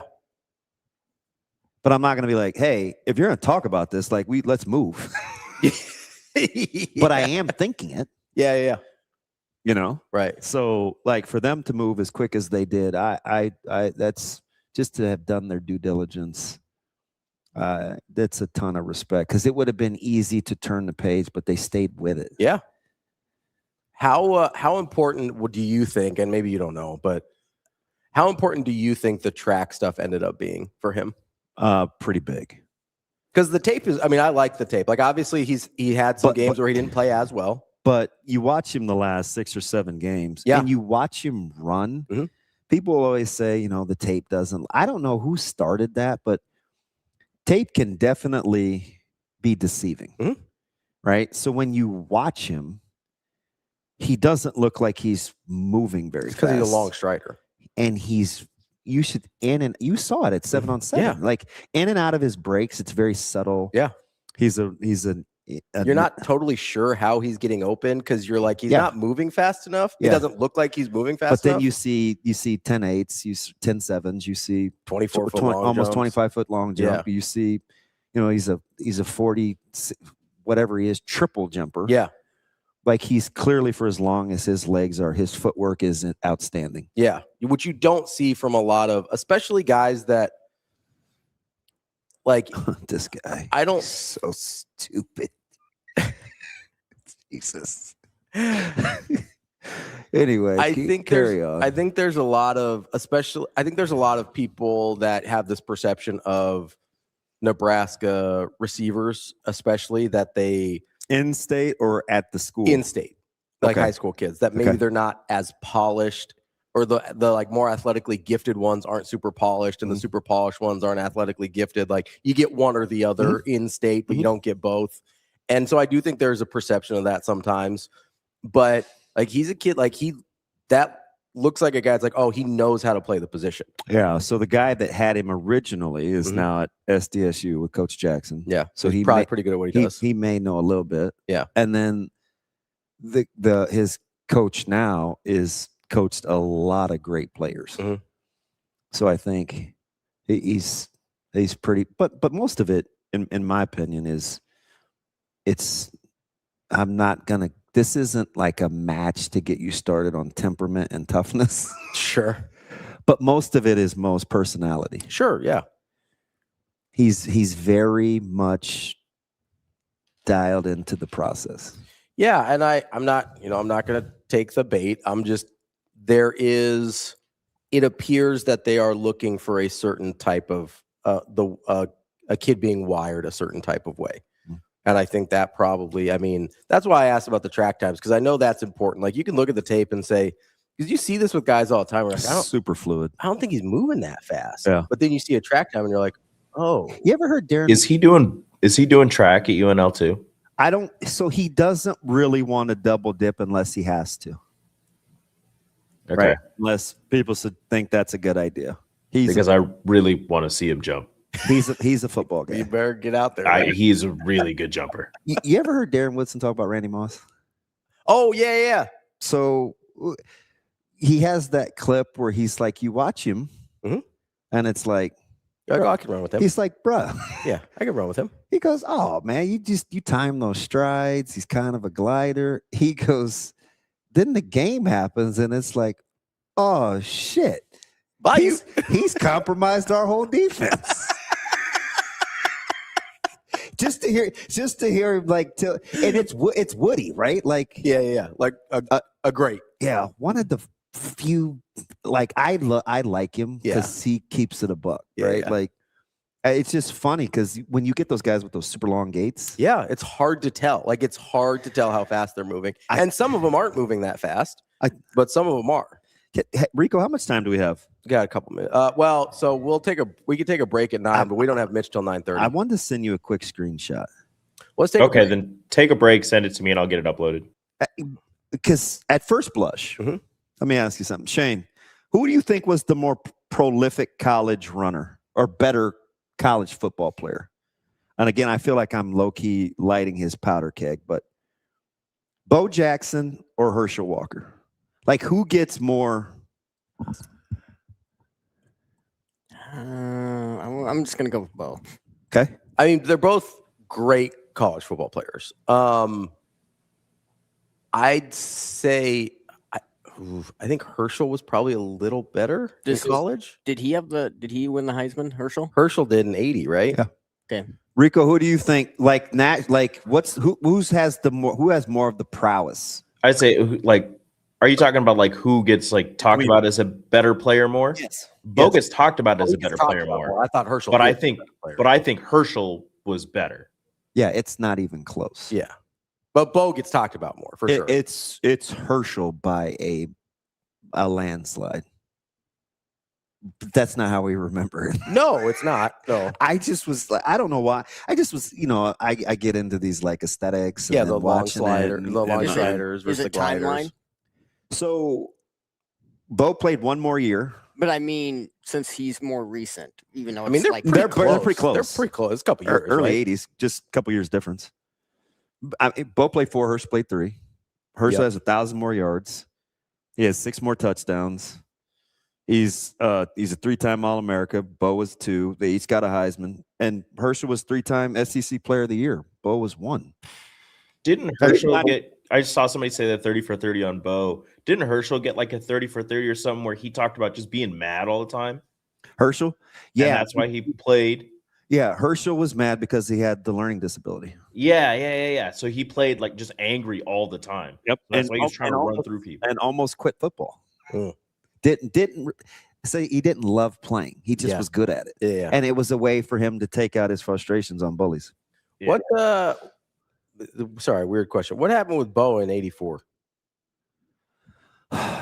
Bo in 84. So he goes for 1,200 at 7.7 a carry, and was he's that an All-American. AG's breakout year?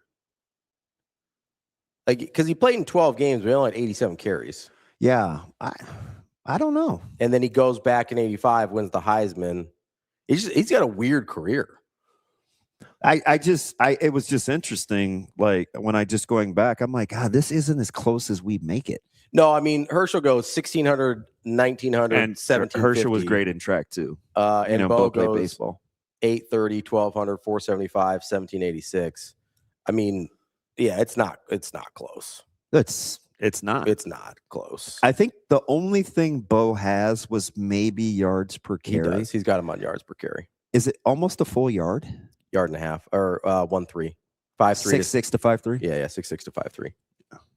But it's all right. No sense. No need in the graphic. We take a break. I'm like, I bet this would blow your mind. Yeah, I thought it was closer. I knew Herschel was probably better. Like I was leaning Herschel, but I thought it was closer than that for the stats. And but obviously, I'm aware that the prowess is always going to go to Bo because we're enamored. Yeah, you never lean. I mean, Bo. just insert.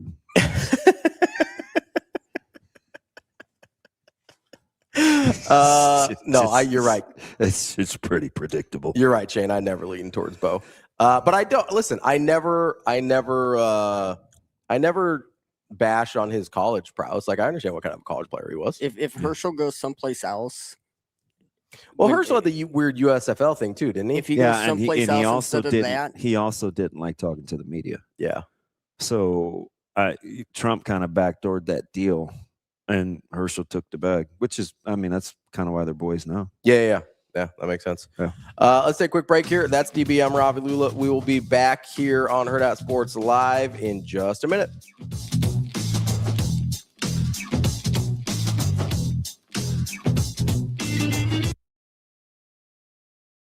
Yeah, I mean, this is an incredible group. 4 teams get the opportunity to even be practicing right now. And so understanding how fortunate we are, but also understanding how hard we've had to work to get there. Even at practice today, we mix things around. We put different people out there, different lineups out there. And, the expectation is no matter who's out there, we're going to put our best foot forward. I think a lot of it comes down to effort and intensity and like staying mentally locked in. And I think that's something this group does really well. So I think it's a good opportunity for us here this week.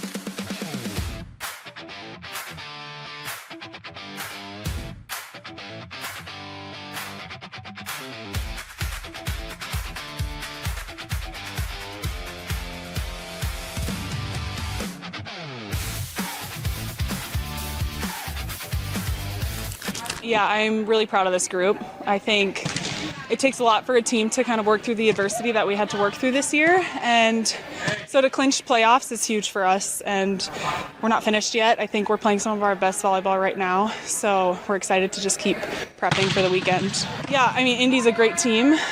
We've gone 2-2 with them, so this is the tiebreaker. We're going to prep hard for them. They run a really fast offense and they use their middles really well. And so we're going to have a plan going into it. And I'm excited to play them. They're a really fun team to play. They're scrappy, and I think that's one of our strengths too. So I think it'll be a battle. Yeah, we're going to empty the tank on that first game. We're not really thinking beyond that because at this point it's all or nothing. And so just like we do every day in practice, we're going to show up from the very start and bring a lot of energy, have a lot of joy, and just enjoy it because this is a really cool stage to be on. And so having some gratitude in it too, I think will fire us up.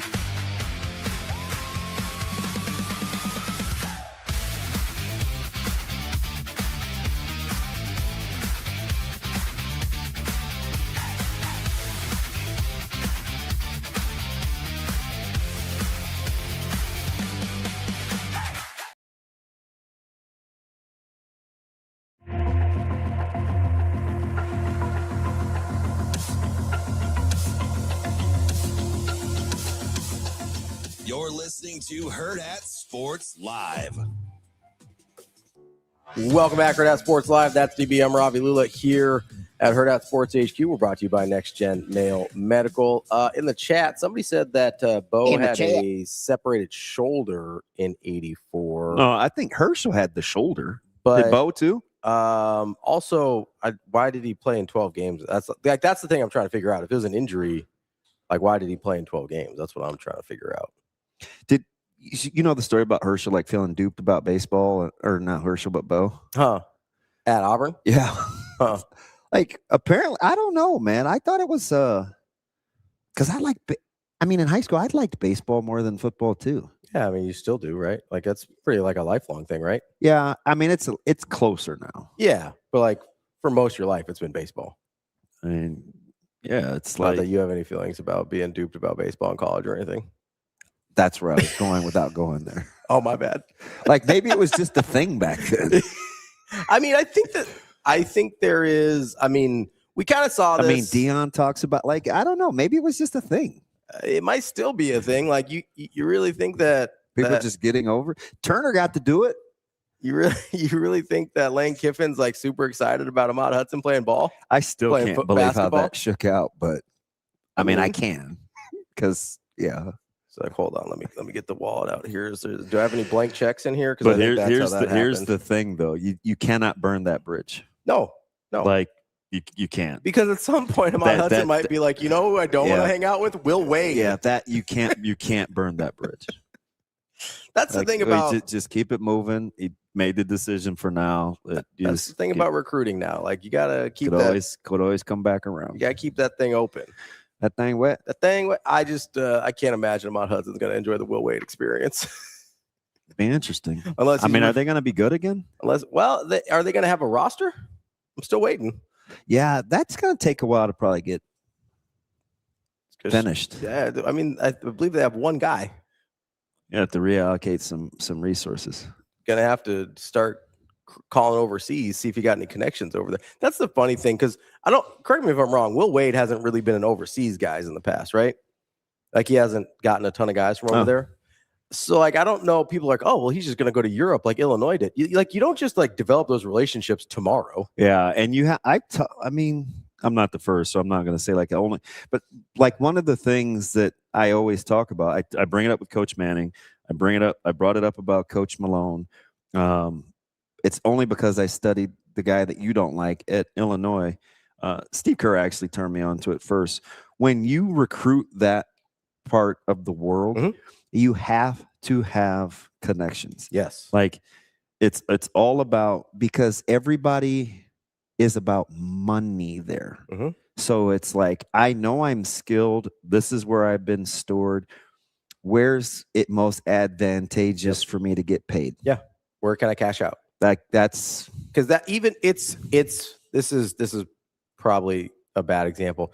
In basketball terms, it's the JUCO of the world, right? Everyone's trying to get out. Yeah. Everyone's trying to take their best opportunity to advance themselves and change their situation. So they have no loyalties or preconceived notions about universities here. Yeah. Like they don't care if it's St. Mary's and going to play for Randy Bennett or Winthrop and going to play for who was old boy at Winthrop that was getting dudes. It doesn't matter, but you know who I'm talking about. He had like a run of New Zealanders, right? Yeah. But like you just had all these different guys, and that's why you could get them at places like that, because it's like, hey, what is my best opportunity to change my situation? And you get I got a guy. Yeah. It's like, hey, you need to come see. And you better trust that guy, because Winthrop and St. Mary's aren't going over to the Baltics to see him in person. Yeah. Most of the people from major universities aren't either. And I tell you what, like there's I got a guys in the US too. Wrestling is the next sport, that college wrestling in the overseas. It's not as fiscally affordable. Sure. Yeah. But it's probably less lucrative. There is volleyball's doing that too now. Oh yeah. Yeah. Well, that's why they like playing over there. That's why you take the trips and stuff. Yeah. But by the way, did you see what they're getting for AT&T? Did you read that announcement this morning? I saw they were you mean the crew? Yeah. Or like the group? As I saw SMU, Nebraska. I think I saw SMU in there. Penn State. And who was the other one, Rico? Penn State rebound this year, Rico? Speculation? Yes, question mark? Florida. Okay. Good answer. Okay. Well, they got the Florida setter. She's an All-American. They lost their All-American setter who didn't play for most of the season because of reasons that we won't know. She wasn't hurt. Hey. Reasons we won't know. She transfers to Pitt. We finally got a Maurice Purify or a Mo Purify announcement. So it's not from him, though. It's from Timber Geese. Yeah. Still not from Mo. Mo isn't sick. Mo's getting ready. There's Metros today. He's got stuff to do. He's busy. Jump. He's running that Metro. I might try. But no, $1 million for those 4 teams. It's like a one-day thing. Like they're playing like a one-day tournament. Or it's it's not feasible in football, but that's the best way to do it. Just play like a little triangular, like a little showcase. A little showcase. You play like 2 or 3 of the teams. Couple hours in between, 3 hours in between. Get in, get out. Mm-hmm. Take the money. Yeah, go on, get the money and run. But I think since there's money involved, it won't count towards regular season records. No. It's a different version of pay for play.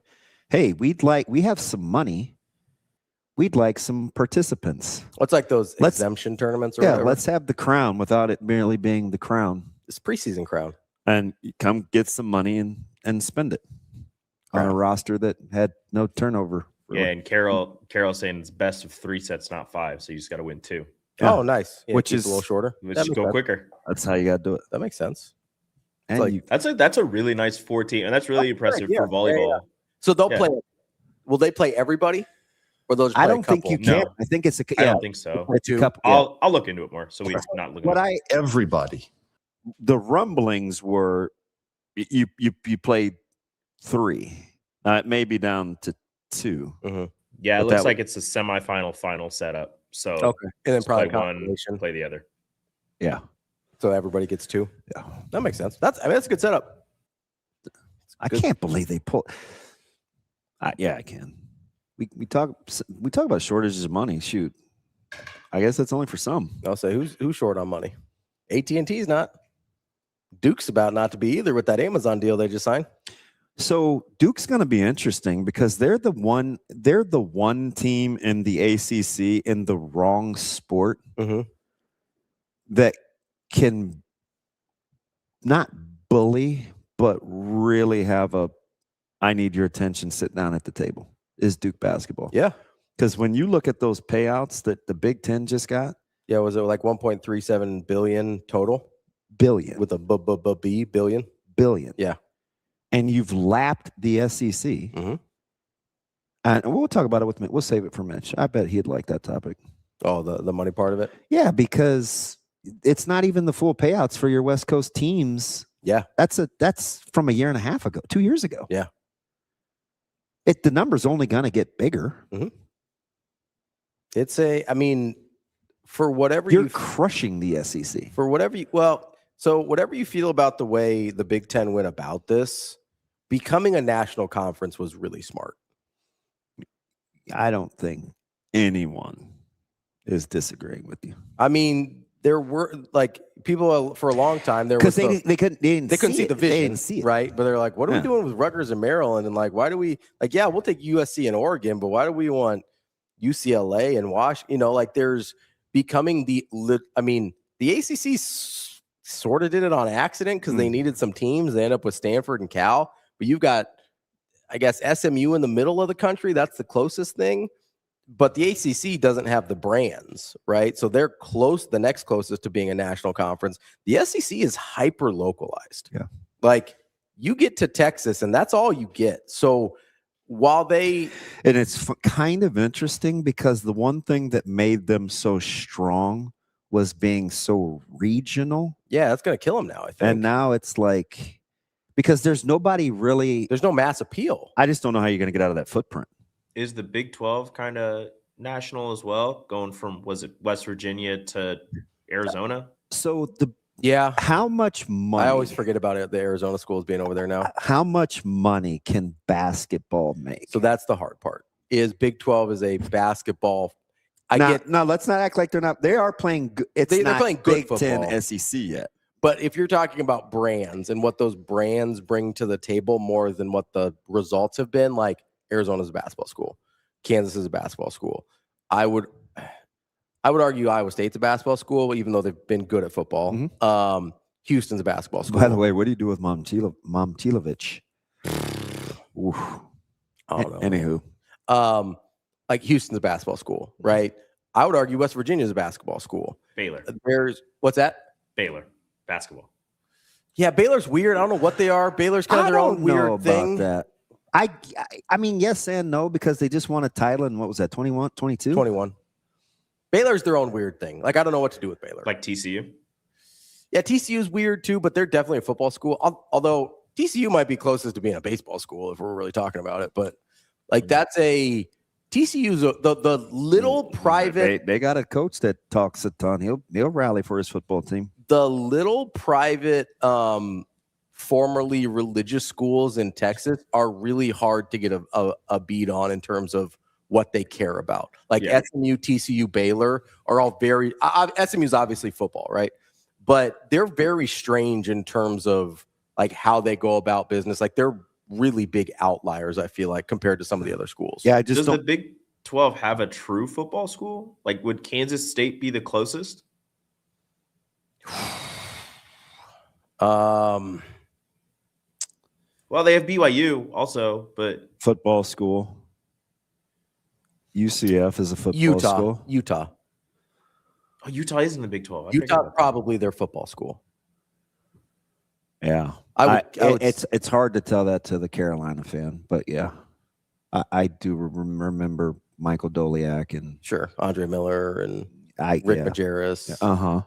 Yeah. You don't need more reminders. I mean, Rick Majerus was Utah. I know. So like, I guess, but I mean, in the last 25 years, basically, it's been football school. I mean, you go Urban Meyer to Kyle Whittingham, like they've kind of, I don't know. I mean, it seems like they care more about football at this point, but maybe that's that's more fluid than I give it credit for. Although, do you believe the reports about? We knew he got ushered out. We just didn't know the details. Yeah, and it's now Michigan. I know you're still mad about that because you wanted them to go coachless. Well, not just that, but like Michigan and Penn State both pissed me off because I like those guys a lot.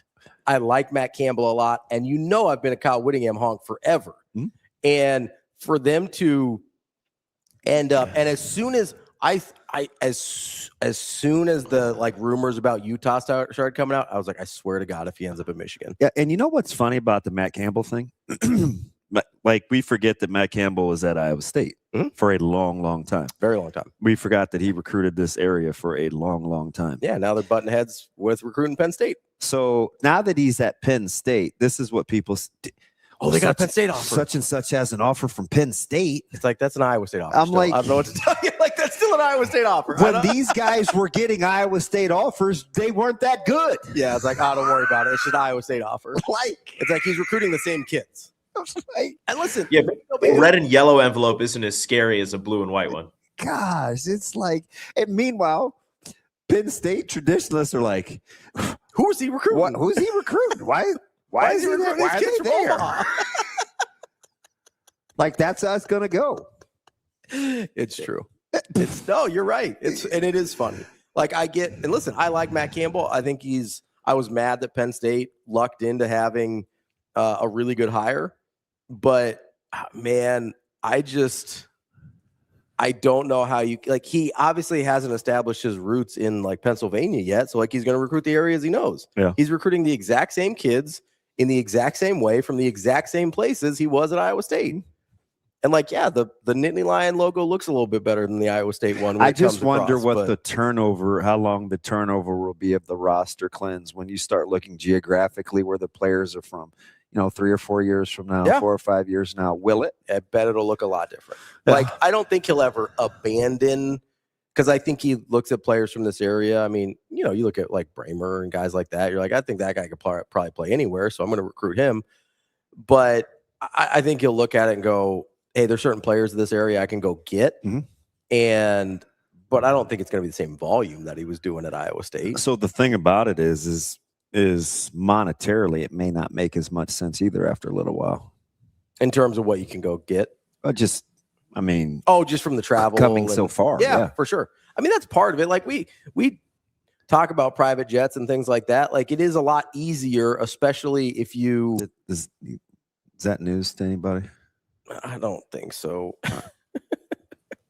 He'll be able to hit the Virginias, the Ohio's, the Floridas a lot more than he was at Florida at Iowa State. Ohio, Pennsylvania, like Virginia, like he'll have that area a lot easier. Like we act like a lot of times, especially with these bigger programs, that the regionality of it doesn't matter still. And it does, especially if you want.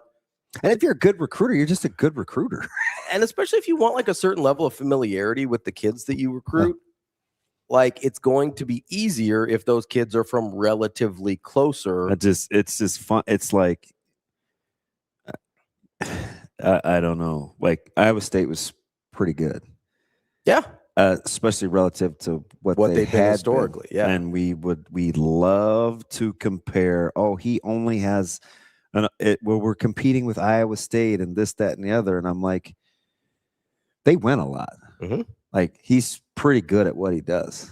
Yeah. Right? He's always been good. Yes. So listen, the Matt Campbell thing is a little bit of a. I know that's your boy. Well, that's my boy. I don't know. I just hated like when it was local, when it was head to head, it was, oh, look who we're competing against. And I was like, oh, Jesus. You know what pisses me off about the whole thing is I remember very, very vividly having these conversations because I was actually filling in for you when you came over here from the old place. And we're having these conversations about what the next football coach at Nebraska is going to look like. And I'm like, hey, Nebraska could do a lot worse than Matt Campbell, right?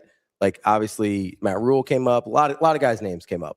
But I was like, hey, like, Nebraska could do a lot worse than Matt Campbell. And people lost their minds. Remember, though.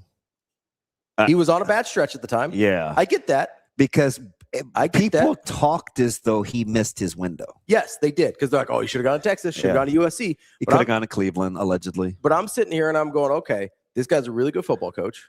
Nebraska could do a lot worse than this. And now, just a couple years later, we're terrified of Matt Campbell at Penn State when we didn't want to touch him with a 10-foot pole at Nebraska. That's what I'm getting annoyed about right now, is now he's the boogeyman. But he wasn't good enough to be here. Well, I told you, if you love schedule talk, which you know I hate. You're a big schedule talk guy, yeah.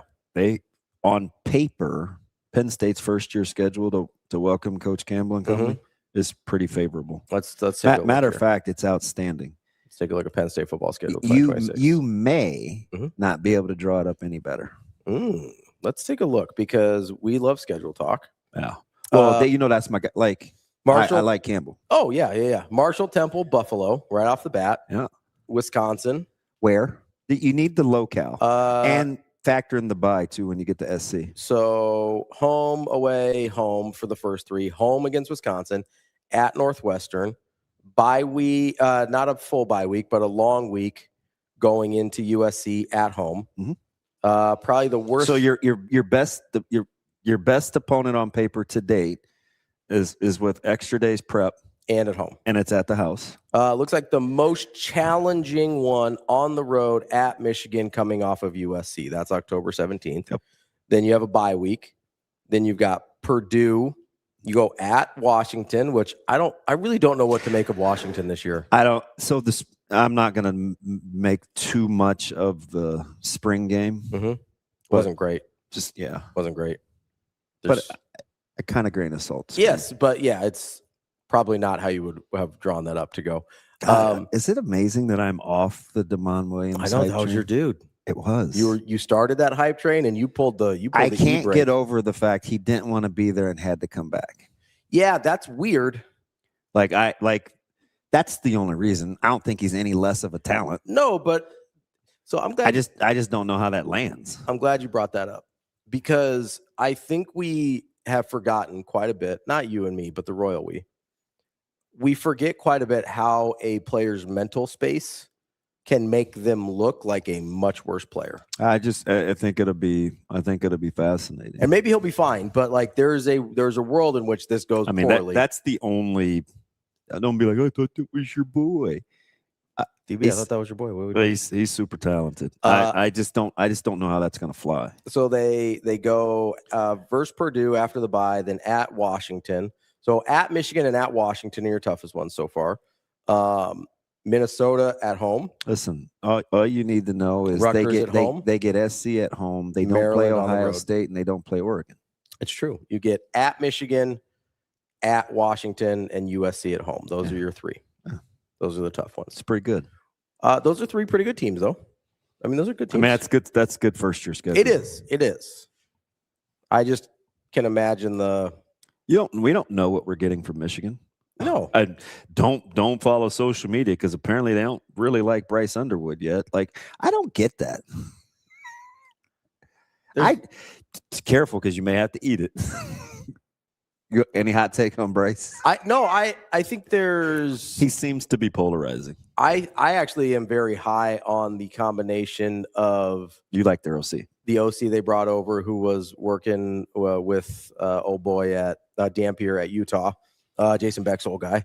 And so I like that combination. I like the idea. I think Underwood's a potentially better version of Dampier, so I think that's a really nice combination there. Kenny, I think it's top 12 in the country, I think, of returning production because it's only players that have played with the team they played with the previous year. Correct. Kenny, so you don't get Vegas's starting years. Yeah, you don't get credit for anything else. Yeah. You just get I think it's top 12. I bet Mitch will know. It would surprise me. They're 83% retention, which is near the top in the country. I have so many numbers in my head, and that you caught me off guard with that. Yeah, maybe that's what it was. Maybe it is third in the Big Ten. That makes sense. All right, let's take a quick break here. We're going to talk to Mitch Sherman from The Athletic. That's DB. I'm Ravi Lulla. Hurrdat Sports Live.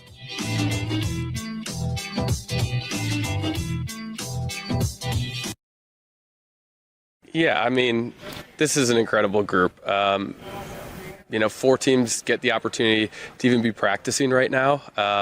And so understanding how fortunate we are, but also understanding how hard we've had to work to get there. Even at practice today, we mix things around. We put different people out there, different lineups out there. And, the expectation is no matter who's out there, we're going to put our best foot forward. I think a lot of it comes down to effort and intensity and like staying mentally locked in. And I think that's something this group does really well. So I think it's a good opportunity for us here this week.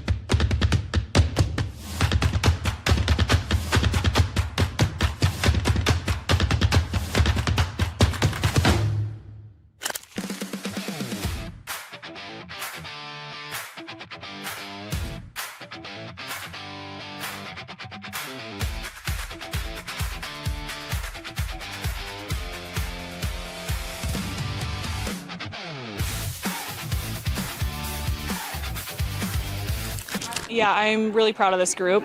I think it takes a lot for a team to kind of work through the adversity that we had to work through this year. And so to clinch playoffs is huge for us. And we're not finished yet. I think we're playing some of our best volleyball right now. So we're excited to just keep prepping for the weekend. Yeah, I mean, Indy's a great team. We've gone 2-2 with them. So this is the tiebreaker.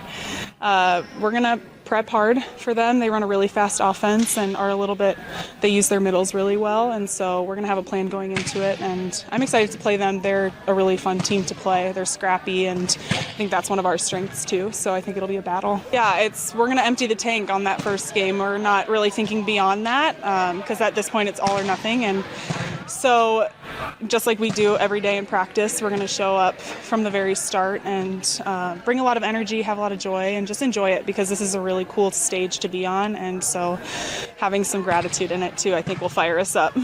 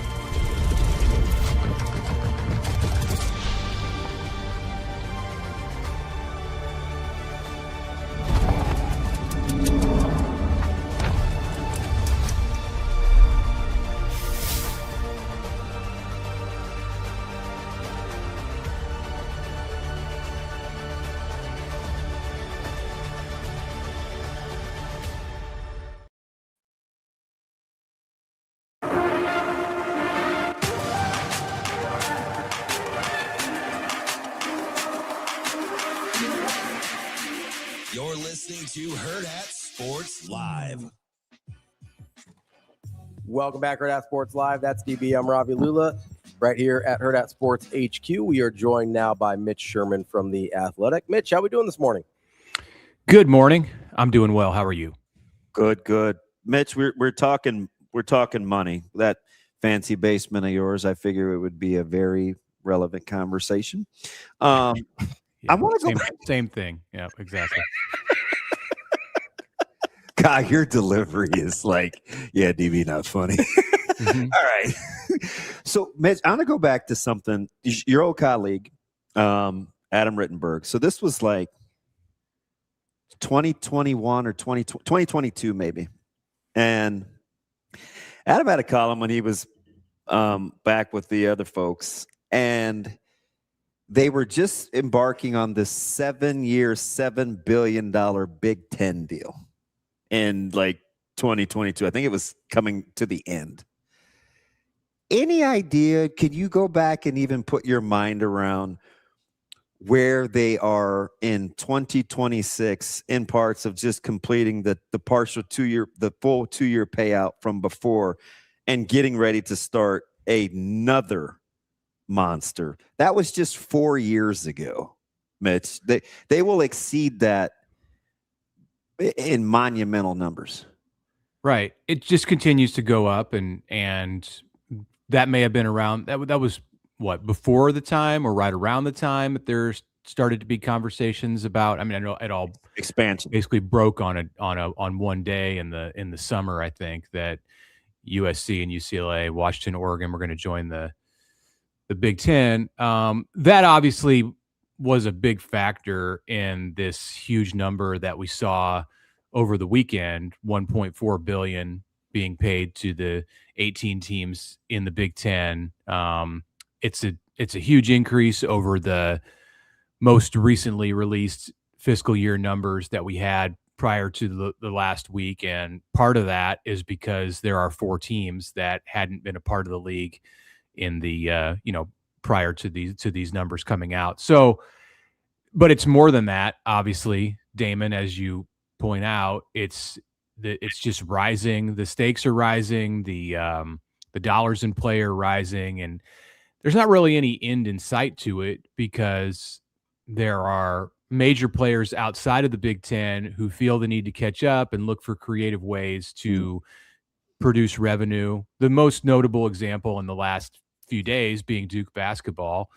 And when the Big Ten sees that, like all that means is now the Pandora's box is open, and the Big Ten can seek to get in on a little bit of that, whether it's Amazon like Duke is doing, or Netflix, or Google, or whatever multi-billion-dollar enterprise wants to contribute to the riches of the richest league.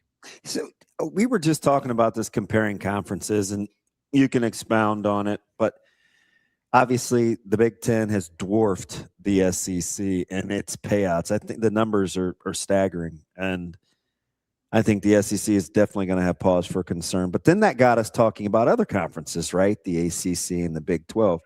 And I said, Duke is in an unusual spot because they play the wrong sport, but they can gather the most money, and they're in the offset conference. Could you see either a Duke or the ACC in basketball, or the Big 12 conference, which people widely regard as a basketball conference, even football is pretty good, where they can generate enough to compete with? That's a dumb way to put it. Can they sustain enough, being good enough at basketball to hold serve for a while? I don't think you can compete with football. I know that. In the case of Duke, like you said, it's unique, and Duke has leverage that very few others do in that kind of position. There's maybe one or two programs in a spot similar to Duke.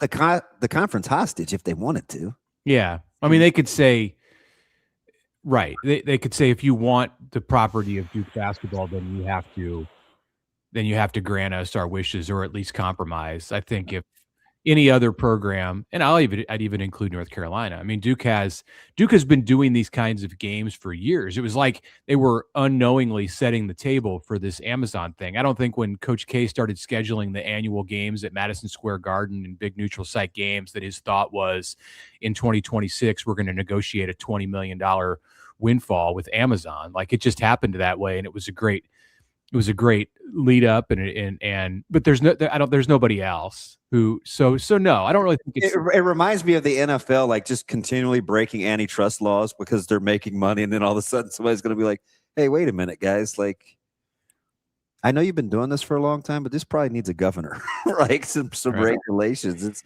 now antitrust is a thing. Like, I don't know. The best correlation between the best comp for Duke basketball is a football program, is something like Ohio State football.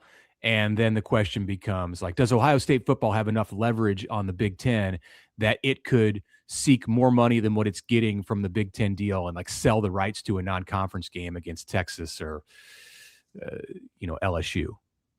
Yeah, that was the thing that got me, is that their current TV partners, they were able to get to go along with it, right? Like, that it's Duke basketball. Like, yeah, if you want them, you got to kind of do what they want. I mean, at least that's the card that seemingly Duke played. The one that I thought was a corollary in football was if Notre Dame ever was like, hey, we'll join your conference if, and then they're like, they put in these, but that'd be doing it backwards, where they're not in a conference yet. Yeah. And they can put the stipulations in beforehand. Being in the ACC and still getting ESPN and whoever else to be like, yeah, we're okay with this. Like, that was wild to me. They're kind of doing that a little bit already. Notre Dame is, with their scheduling arrangement. That's who I would have actually used. Yeah, I didn't think of Notre Dame because, like you said, Ravi, they're not in a conference. So who are you going to hold hostage? But I guess you could do the opposite and say, yeah, we'll come college football. Yeah, do it to all of college football. Yeah, there's a lot of different roads that it could go, it could go down, and that's the thing. And people have been pointing to the next round of negotiations, media rights negotiations between the conferences and not just the networks, but just like the media giants out there. And here's more evidence with what Duke just did and what we're talking about hypothetically with Notre Dame, that like that's going to be part of the it's going to be part of the conversation. They're going to make they got more creative with the most recent ones. At least the Big Ten did, in involving 3 networks, and then NBC has its Peacock. That kind of starts to get into the realm of what I think you're going to see a lot more of when the next round of deals are negotiated. Around 2030, 2031. Mitch, it's hard to foresee but and maybe now it's that at Netflix is like $86 or whatever it is now, but or YouTube like going up. YouTube Which package do you have? No, is this ad free or what? But like, remember YouTube was 3 years ago was $40, right? So YouTube TV, yeah. Quietly, it's not now. No, famously not $40 any longer. Like, so quietly they've ramped up, but now streaming services are a player. Mm-hmm. Is there a limit? I mean, government's going to say something. I don't know what the limit is. I was recently asked about whether the Big Ten would look at the amount of money that it's making off of media and say, you know what, I think we've made enough money. Like this is really good. Like we're happy with where we are. And I'm sorry, like that sounds very nice, but that's not the world that we live in. And these giant corporations, whether it's on the media side or on the conference side, and this is why they are good partners with each other, they're going to continue to try to make more money, no matter how much they're already making, no matter how fat and happy they are. Ohio State football is never going to be satisfied. And the same can be said for Nebraska. Never going to be satisfied. There's always going to be another project to do. There's always going to be another player you can pay. There's always going to be, unless you're winning every single national championship, which they're not, and nobody's going to, then there will be plenty of incentive to continue to make money. So I don't remember what your question was, but it was something along those lines. And the bar will always be, they're going to continue to try to raise the bar. I mean, unless and I don't know what I'm even saying here, but it sounds like economic talk, like unless the bubble bursts. Where's Greenspan when we need him? So I don't know what I don't know what the limit is. I don't know when the bubble bursts. That has to do with the consumers who are paying into feed the whole thing. And it obviously the consumers, but also the advertisers, right? Like right, absolutely. Pay. Yes, and I do think that's the interesting part about the streaming part of this, right? Because I heard somebody say this the other day. And it was how are you going to be able to pay for no ads? Well, it was kind of like a conspiracy sort of ish thing, but they're like, hey, is it possible that advertisers have pushed this streaming thing as much as anyone? Because I don't know about you, but if I'm on Amazon watching a game, I don't change the channel during commercials. I just don't, right? It's too much. It's too complicated to go from Amazon to YouTube TV and back. True. I kind of agree. It's way harder than the old day of days of just switching the button. You can't even do last or back or whatever on your remote. That's true. That's a good point. Yeah. HBO Max or Peacock or Paramount Plus or Apple TV or Amazon Prime, like you can't even quad box that thing, right? Like you can't even change. Like it is the most captive an audience has been for a commercial in probably 30 years minimum. Maybe I hadn't thought of that, but yeah, it is more difficult and probably by design more difficult to change the channel. Yeah. You ever tried to manipulate Peacock as an interface? Like no, I have not actually. It's horrible. So you just want to leave it where it is. You just once you get your game on, you just leave it alone. And it is the I see what you're saying.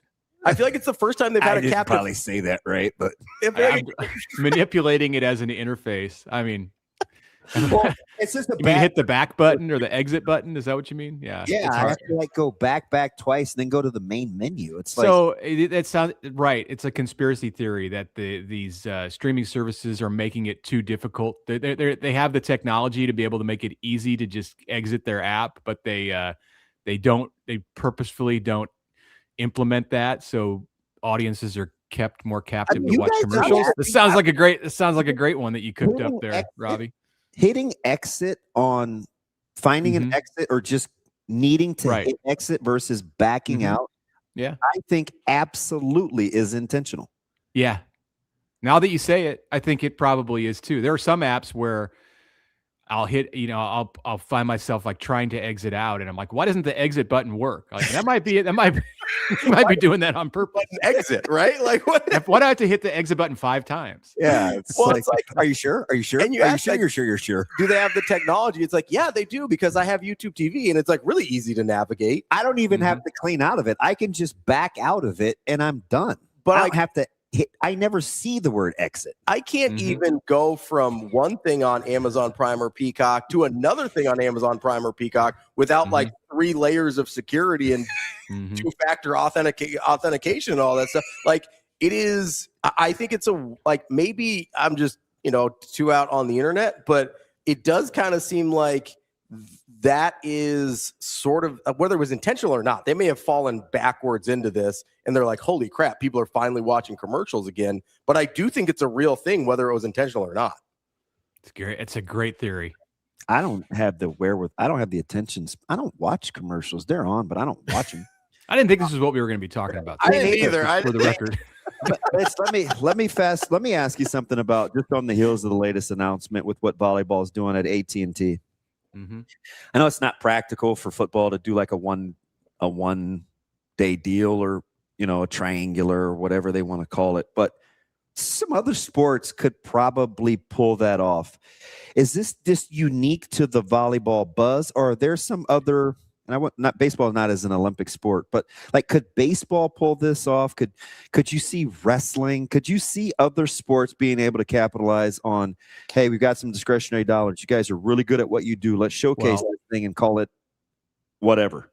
The moment has to be right. I mean, I'm sure wrestling would love to do that and and they've done things. I mean, wrestling has been creative in its like event design, with whether it's like the national duels or whatever, different kinds of events that they've done. But the reason that like this is like hitting like this with volleyball, and they can do it at AT&T Stadium and say, hey, we have the ability to go up to 100,000 people. Now, do I think they'll get 100,000 people? No, but they wouldn't have put it there if they thought they were going to get 15 or 20,000. It's going to be big, or otherwise it would be a big disappointment. And you look at the companies that are behind it and that are funding this thing, and they believe in it too. And that's why it works with volleyball, and that's why it might not work. Like if you tried to do this right now with soccer, if you tried to do this with gymnastics or something, I don't. In baseball, it's a different sport. Like baseball's not at the same place as volleyball. Yeah, it's more mainstream. It's more popular for sure on the pro level.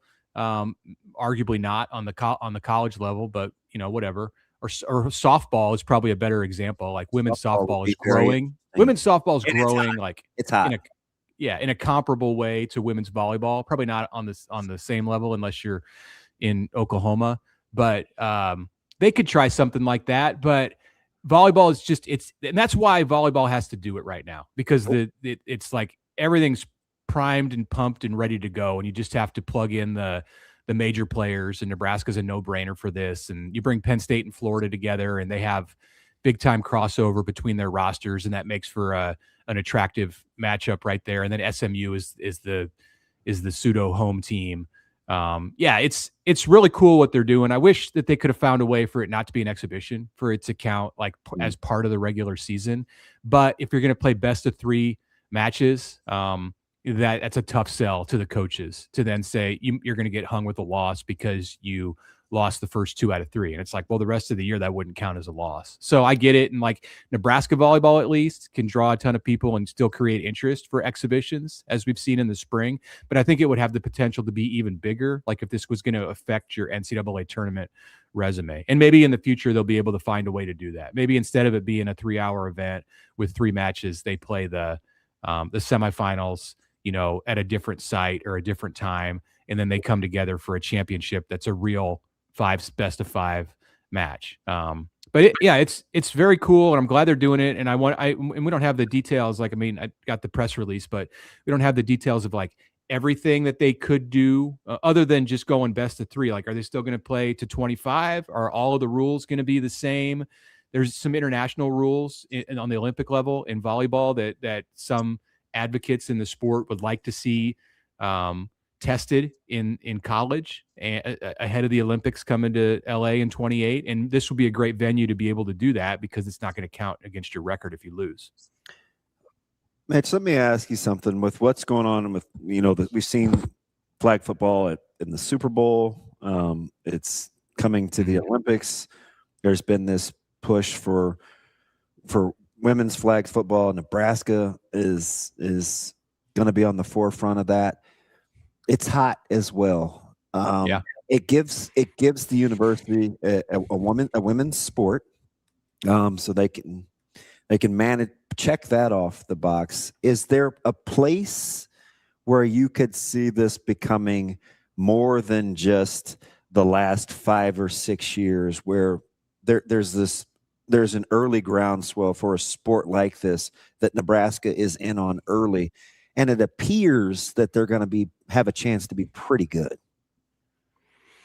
Are you talking about with another sport, or is flag football? Yeah. I think it has a chance to have some staying power. It's much, we'll see. It's early in the process, and we haven't even gotten to the point where the big schools are playing yet. The Super Bowl thing was nice, but I don't think it was like it was necessarily like a breakthrough. It didn't go mainstream with that. But there are tons of progress in comparison to where that sport was at 2 years ago. And the Olympics will be a moment. The Olympics will be an opportunity. So let's see what happens. And I want to see what the product looks like. I mean, I haven't watched. I haven't watched. What's the school that the Nebraska coaches, the Sours, are coming from in Kansas? Like, I haven't watched them play. I don't know what it looks like. I saw a few minutes of the exhibition that Nebraska played against Midland before the spring thing a year ago, and that didn't necessarily sell me on it. But let's see what it looks like when they get out there. I mean, just because you've got a sport that people are saying is hot and is experiencing some growth and is going to go to the Olympics, like, that doesn't mean that it's going to be the next big thing. Like, they still have to capitalize on the moment and put out a product that people really want to watch. So I'm curious to see what it looks like, and not necessarily like, what does Nebraska's first game look like? Like, what does it look like at the Olympic level? And because that'll be an indication of what it could look like at the college level. I at this point, I don't know, but it's promising. I only asked that question based on trying to just be forward thinking in terms of how affordable college athletics is or isn't going to be going forward. If we're going to look at making some cuts in some sports, but you still want to be in compliance, I'm just trying to get my mind around what potentially is sustainable and may not cost as much money, where you can still work under bylaws and avoid lawsuits. Yeah, I mean, you have to strive to have equal opportunities for men and women, and the same conversations those conversations haven't changed, right? Yeah, they're cutting tennis, and I think you will see schools continue to cut. It was a little alarming to see an SEC school cut a sport, but it's not going to be the last time. And, Iowa State has chopped some sports, or at least a sport, and that's on the women's side, and it wasn't all about money, but it'll continue. And which was one of the stranger pressers. Yeah, we'll just see what happens. We'll just see what happens with football. Of course, is the bus driver in all of this, and it's still a situation. And for the long term, it will continue to be a situation where all of the sports, aside from basketball, exist at the collegiate level because football makes a huge profit. And if we get to a place where the football thing is just so unwieldy because of a lot of these conversations that we're having about big money, and college football like becomes its own entity, then everything else that happens at the college level, all of these sports, flag football, even like collegiate volleyball. I understand that Nebraska can be self-sustaining, but you have to be able to play. You have to have opponents to play. Like, they all need football. And sometimes I hear these conversations, well, are we just heading toward a place where college football has to break off from the rest of the NCAA and just be its own professional league? Well, there are huge ramifications if that were to happen. If that were to happen and they were not the source of funding for all of these other sports, then what happens to those sports? And they need football to be a part of the collegiate model. And for that reason, I think it will be for a while, but maybe not forever, because the money's just getting too big. Yeah, I mean, this is just me with my weird theories here, which apparently is what we're doing this morning, Mitch. But like I've thought for a while now that the Olympic sports, as we call them a lot of times, specifically the ones that are kind of typically being cut, that's I imagine there's going to be a lot of high-priced Division III schools. They're going to end up with some of the best teams in the country in those types of sports, whether it's like tennis or like lacrosse, even to a certain degree. Like I think you're going to have like a migration of talent to places where basically your tuition is high enough that that's going to fund these programs, kind of the way they used to. Could be, yeah. And I don't know that you're going to see a lot of those types of programs at the major college football schools anymore. Yeah, if you could push a button and just move forward 25 years, it'd probably, I mean, it looks a lot different than it did 25 years ago. So it's not. We're in a period of great change in college sports, and it's hard to envision a world where the money continues to escalate in college football the way that it does, and that sport just forever floats the funds everything all the way down the line. I don't know how sustainable that is. Like these schools are going to look at it and say, we're having a hard time keeping up with the big programs in our own sport that matters so much, and yet we're funding everything else in our athletic department. Can't we just get rid of those sports and put all the money back into football? And if that starts to happen, then what you just described, Ravi, like becomes closer to reality. Last one for Mitch, get you out here on this one. We fortunately did our part for preseason or post, off-season fodder with Coach Rule, but you did. Thank you. No, we're just here to help Mitch. No, we aren't. Having said that, are you ready for a relative? I think this is going to be a quiet off season. It's a little later. I mean, we're in May, and this is normally when we would start all the talk. We were a couple months ahead. Like, are we ready to kind of just slowly kind of ramp this down? Because we don't have another benchmark probably. Yeah, I feel like it's already been quiet. I feel like from the end of bowl season, I feel like the spring was quiet. Yeah, there are going to be events that pop up on the football landscape that make some noise, whether it's in recruiting or. And by the way, that was some big news with recruiting and Mo Purify. So yeah, good job there. Those things are going to happen, and that's fine. But yeah, by and large, I think we're in the middle of one of the quietest off seasons at Nebraska in recent history, and that will continue through July. And then when we get to Chicago and Big Ten Media Days, it'll start to ramp up. Yeah. But yeah, right now it's like, now it feels kind of normal because this is the time of the year, the first week of May, when it's like we're back in the place we're supposed to be, because spring ball would have been over even in a normal year now. We just had early anxiety. That's all. I guess. I mean, I still think the anxiety is going to continue, but it's going to continue to be. I don't really see any way, unless there was like some, bombshell kind of news, big injury or a coach, a coordinator decided to leave or something like that. Like all of those things you can't predict, but as long as normalcy continues, I think it'll be quiet up until July, relatively quiet. Hey, shout out your Royals with whatever that is, 3 or 4 in a row. They righted the ship since the last time you and I talked. It must have been you speaking Salvi Perez into existence.